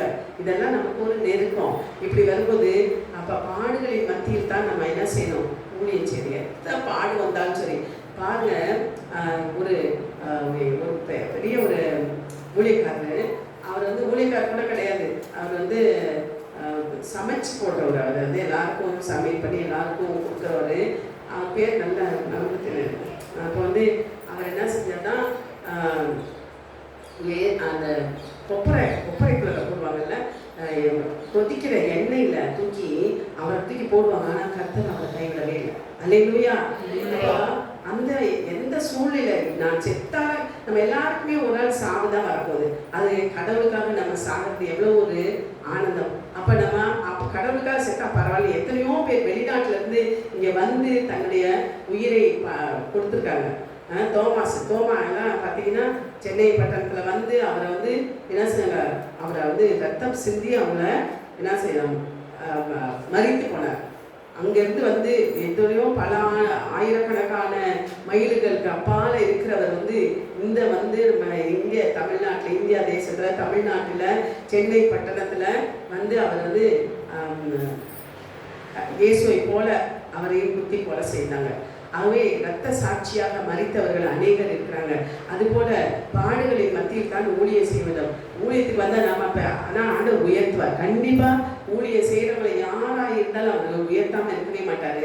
உயர்த்தினாலும் பாடு வந்தாலும் அதையும் நாம் அனுபவிக்கிறோம். சந்தோஷமாக இருக்கிறத நம்ம அனுபவிக்கிறோம்ல, சந்தோஷமாக நம்ம வர்றதை ஏற்றுக்கொள்கிறோம். ஆனால் நமக்கு துக்கம் வந்துட்டா நம்ம மனசு ரொம்ப உடைச்சிடும். அதனால் எப்போ வந்தாலும் நமக்கு மனசு உடைய வேண்டிய அவசியமே இல்லை. அதனால் பாடல் வந்து ஊழியம் செய்யணும். அதனால தான் 2 தீமோத்தேயு 4:16 சொல்லப்பட்டிருக்கிறது, நான் முதல் இசை உத்தரவு சொல்ல நிற்கையில் ஒருவனும் என்னோட கூட இருக்கவில்லை, எல்லாரும் என்னை கைவிட்டார்கள் என்று பவுல் கூறுகிறார். பவுல் வந்து அவன் வந்து சவுலா இருக்கும்போது இந்த சபைகளை இந்த மாதிரி கிறிஸ்தவங்களை ரொம்ப ரொம்ப துன்பப்படுத்தினான், அடிச்சு நொறுக்கினான். ஆனால் அவனுக்கு ஒரு நாள் ஆண்டவர் என்ன செஞ்சாரு, அவனுக்கு தரிசனமாகி அப்போ அவன் கண்ணை வந்து என்ன செஞ்ச குருடாக்கிச்சிட்டார். கண்ணு குருடா போனவுடனே அவன் அப்பதான் கேட்குறான், ஆண்டவரே இல்லை அப்படி கூட கேட்கல, யாரு நீங்கன்னு சொல்லி கேட்குறான். அவனுக்கு மட்டும் கண்ணுக்கு தெரியுது. அப்போ அவன் கேட்கும்போது அவன் சொல்றான், இயேசு சொல்றாரு, நீ என்னை துன்பப்படுத்துகிற இல்லை நம்ம மக்களை அவருடைய பிள்ளைகளை யார் துன்பப்படுத்துறான், அவரை துன்பப்படுத்துகிறாரு. அதனால சொல்ற, உன்னை தொடுகிறவன் என் கண்மணியை தொடுகிறான். அப்ப யார் நம்ம கிறிஸ்தவ பிள்ளைகளை யார் எந்த பிசாசானம் தொட்டாலும் அவர்களை என்ன செய்வார், கர்த்தர் என்ன அவன் கண்மணியை தொடுகிறார். அப்போ அவன் சும்மா இருப்பாரா, சும்மா இருக்க மாட்டார். அப்போ அதே மாதிரி தான் அவர் என்ன செய்வாங்க, அப்போ அவனை வந்து கேட்குறாரு, எனக்கு யாரு என் கண்ணு தெரியல, யாருன்னு கேட்கும்போது அப்பதான் சொல்ல, நீ துன்பப்படுத்துகிற நசரேயனாகிய இயேசு நான் தான் என்று சொல்கிறார். அப்ப நான் தான் உனக்கு கண்ணை இது பண்ணேன். அப்போ வந்து அவன் அன்னைக்கு தான் மனம் திரும்புகிறான். மனம் திரும்பி என்னை மன்னிப்பு கேட்குறான். ஆண்டவரே, நானே நீ யாரையும் நான் துன்பப்படுத்த மாட்டேன், உன்னுடைய பிள்ளைகளை துன்பப்படுத்த மாட்டேன்னு சொல்லி அவன் மனம் திரும்பி அவன் என்ன செய்கிறான், இயேசுக்காகவே அவன் என்ன செய்கிறான், ஊழியம் செய்தான். கடைசி வரலும் இயேசுக்காக கல்யாணமே பண்ணிக்காம இயேசுவை போல அவன் வாழ்ந்தான். அதுபோல வந்து நீதிமன்றத்தில் கொண்டு போய் நிறுத்தி விட்டாங்க. அப்போ அவர் வந்து அந்த பாடுகள் வந்து முதல் விசை உத்தரவு சொல்ல ஒருவன் இல்லை. அப்போ இயேசு கிறிஸ்து கூட நமக்காக பலியாகும் போது அவர்கிட்ட பேசும்போது அவர் ஒரு வார்த்தை கூட பேசவே இல்லை. அவரை அடிக்க கொண்டு போகிற ஆடு எப்படி போகும், அப்படியே போகும். அதே போல இயேசு எல்லாவற்றையும் பாடுகளையும் அவர் என்ன தாங்கி கொண்டு நம்முடைய பாவங்களுக்காகவும் நம்முடைய அக்கிரமங்களுக்காக நம்முடைய மீறுதலுக்காக அவர் என்ன செய்தார், தன்னையே பலியாக ஒப்பு கொடுத்தார். அவன் அப்படிப்பட்ட அந்த இயேசு அதே போலதான் பவுலும் அவர் தன்னையே ஒப்பு கொடுத்தார். அவரை நீதிமன்றத்தில் கொண்டு போய் நிறுத்தினாங்க. அப்போ கூட என்ன செய்ய, இந்த இக்கட்டான சமயத்தில் இந்த விஷயத்துல கூட நான் போய் நம்ம அந்த ஊர் ஜனங்களா சொல்றாங்க, நம்ம போய் இந்த பவுலுக்காக போய் நல்லதுன்னா அவனை விட்டுருங்க அப்படின்னு நம்ம சொன்னா நம்மையும் தூக்கி சிறையில போட்டுவாங்களோன்னு பயந்து போய் ஒருத்தர் கூட வரல. ஆனா ஒருவர் வரலைனாலும் கூட அவர் தனித்து தான் நிற்கிறார்னா ஆனா அவரோட இருக்கிறவர் யாரு பாருங்க, 2 தீமோத்தேயு 4:17 சொல்றாரு, கர்த்தரோ எனக்கு துணையாக நின்று. யார் அவருக்கு துணையாக நின்றாரு பவுலுக்கு? கர்த்தரோ துணையாக நின்று என்னாலே பிரசங்கம் நிறைவேறுவதற்காகவும். இப்ப நான் வந்து பவுலை காப்பாற்றினதுனால பவுல் வந்து அநேகருக்கு பிரசங்கம் 13 அதிகாரங்கள் அவர் வந்து 13 பேருக்கு அவர் அதிகாரத்தை சொன்னாரு.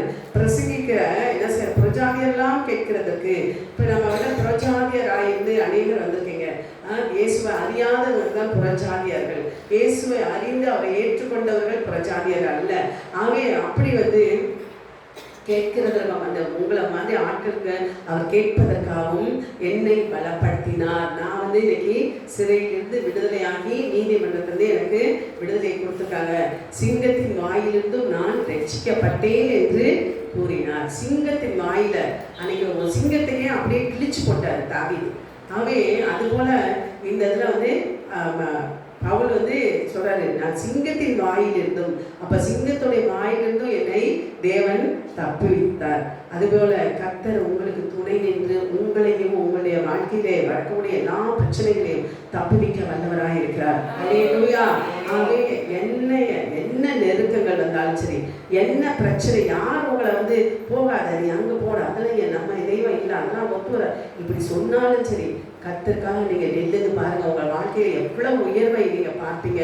இந்த உலகத்துல உயர்வு மட்டும் இல்ல, நம்ம வந்து பரலோகத்துக்குரிய ஆசீர்வாதம். நம்ம செத்தாலும் நம்ம நரகத்துக்கு போக மாட்டோம், பரலோகத்துல போய் நிச்சயமா தேவனோடு இருப்போன்ற அந்த நம்பிக்கையோடு நாம் வாழலாம். ஆகவே அந்த பிரச்சனைகள் பாடுகள் வந்த போதிலும் நம்ம இதை கர்த்தர் உங்களை தனிமையாக விடவே மாட்டேன்னு சொல்றாரு. உங்களை தனிமையா விட மாட்டேன், யார் உங்களுக்கு என்ன பிரச்சனை கொண்டு வந்தாலும் நான் உங்களுக்கு துணையாக இருப்பேன் என்று சொல்லி கர்த்தர் நமக்கு உதவி செய்ய வல்லவராக இருக்கிறார். அல்லேலூயா. அதனால நீங்க எதை குறித்து நீங்க கவலைப்படாதீங்க, கர்த்தர் உங்களோடு இருக்கிறார். உங்களுக்கு எல்லாவற்றிலும் இந்த பூமிக்குரிய எல்லா ஆசீர்வாதங்களையும் தேவன் உங்களுக்கு கொடுப்பார்.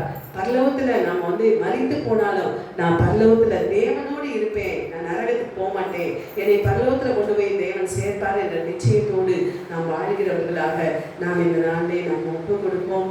கர்த்தரை நோக்கி நாம் வந்து இந்த நேரத்துல நாம் செல்லணும். எல்லாரும் எழுந்து நின்று கர்த்தருக்காக நாம் வைராக்கியம் இருப்போம். இதற்காக ஜெபிக்க தூண்ட ஆவியானவர் தூண்டவங்க வந்து ஜெபித்து முடிக்கும்படியாக அன்போடு கேட்டுக்கொள்கிறேன்.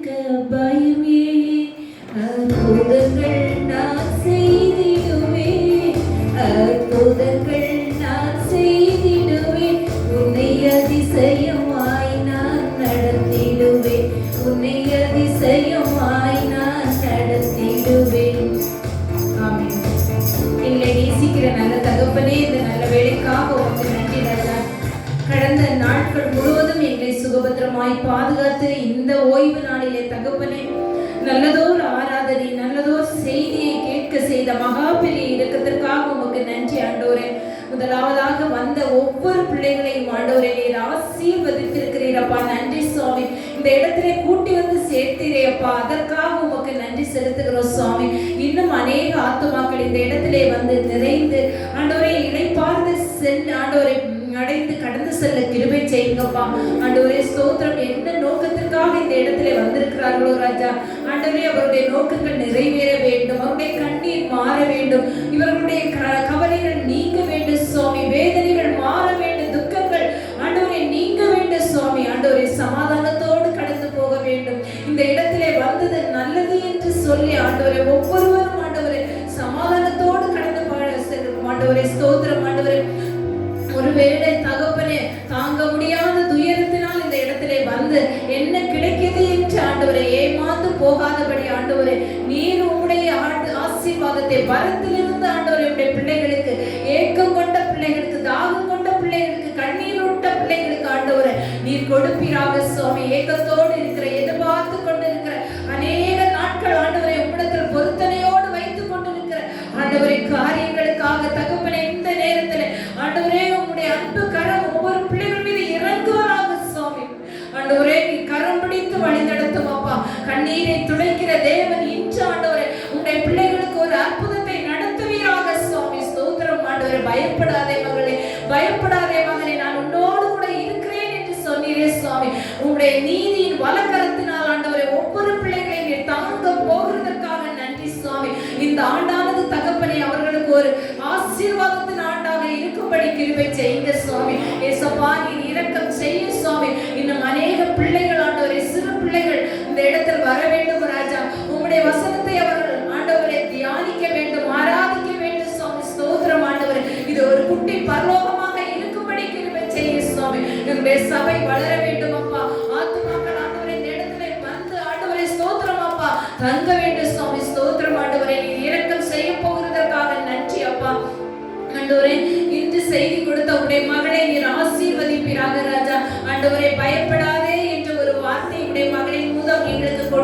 சுவாமி.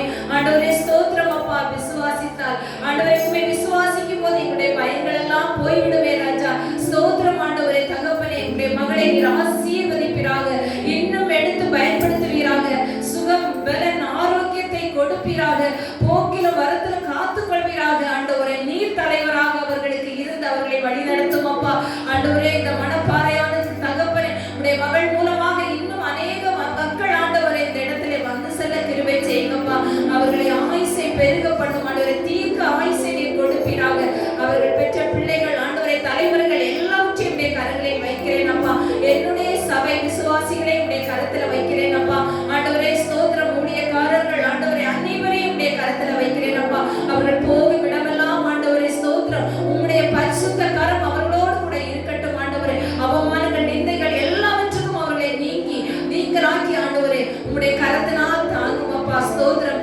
அடுத்த வாரம் வரும் வரைக்கும் தகப்பனே உடைய பிள்ளைகளை ஆண்டவரே உடைய செட்டிகளின் நிழலிலே ஆண்டவரை மூடி மறைத்து பாதுகாத்து ஆண்டவரை ஒரு சாட்சியா இந்த இடத்துல கொண்டு வர வேண்டும் என்று உடைய திருப்பாதம் கெஞ்சி கேட்கிறேன் தயவுள்ள கர்த்தாவே. ஆமென்.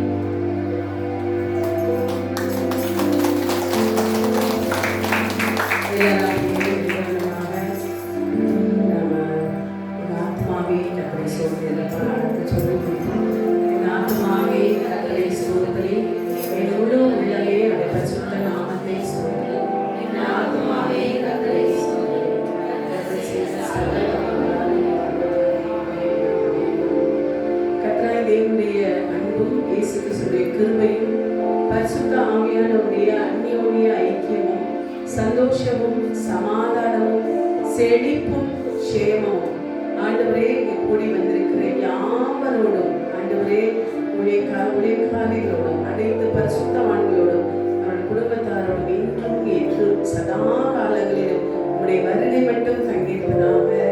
ஆமென் ஆமென் ஆமென். அல்லேலூயா அல்லேலூயா அல்லேலூயா. God bless you. Praise the Lord.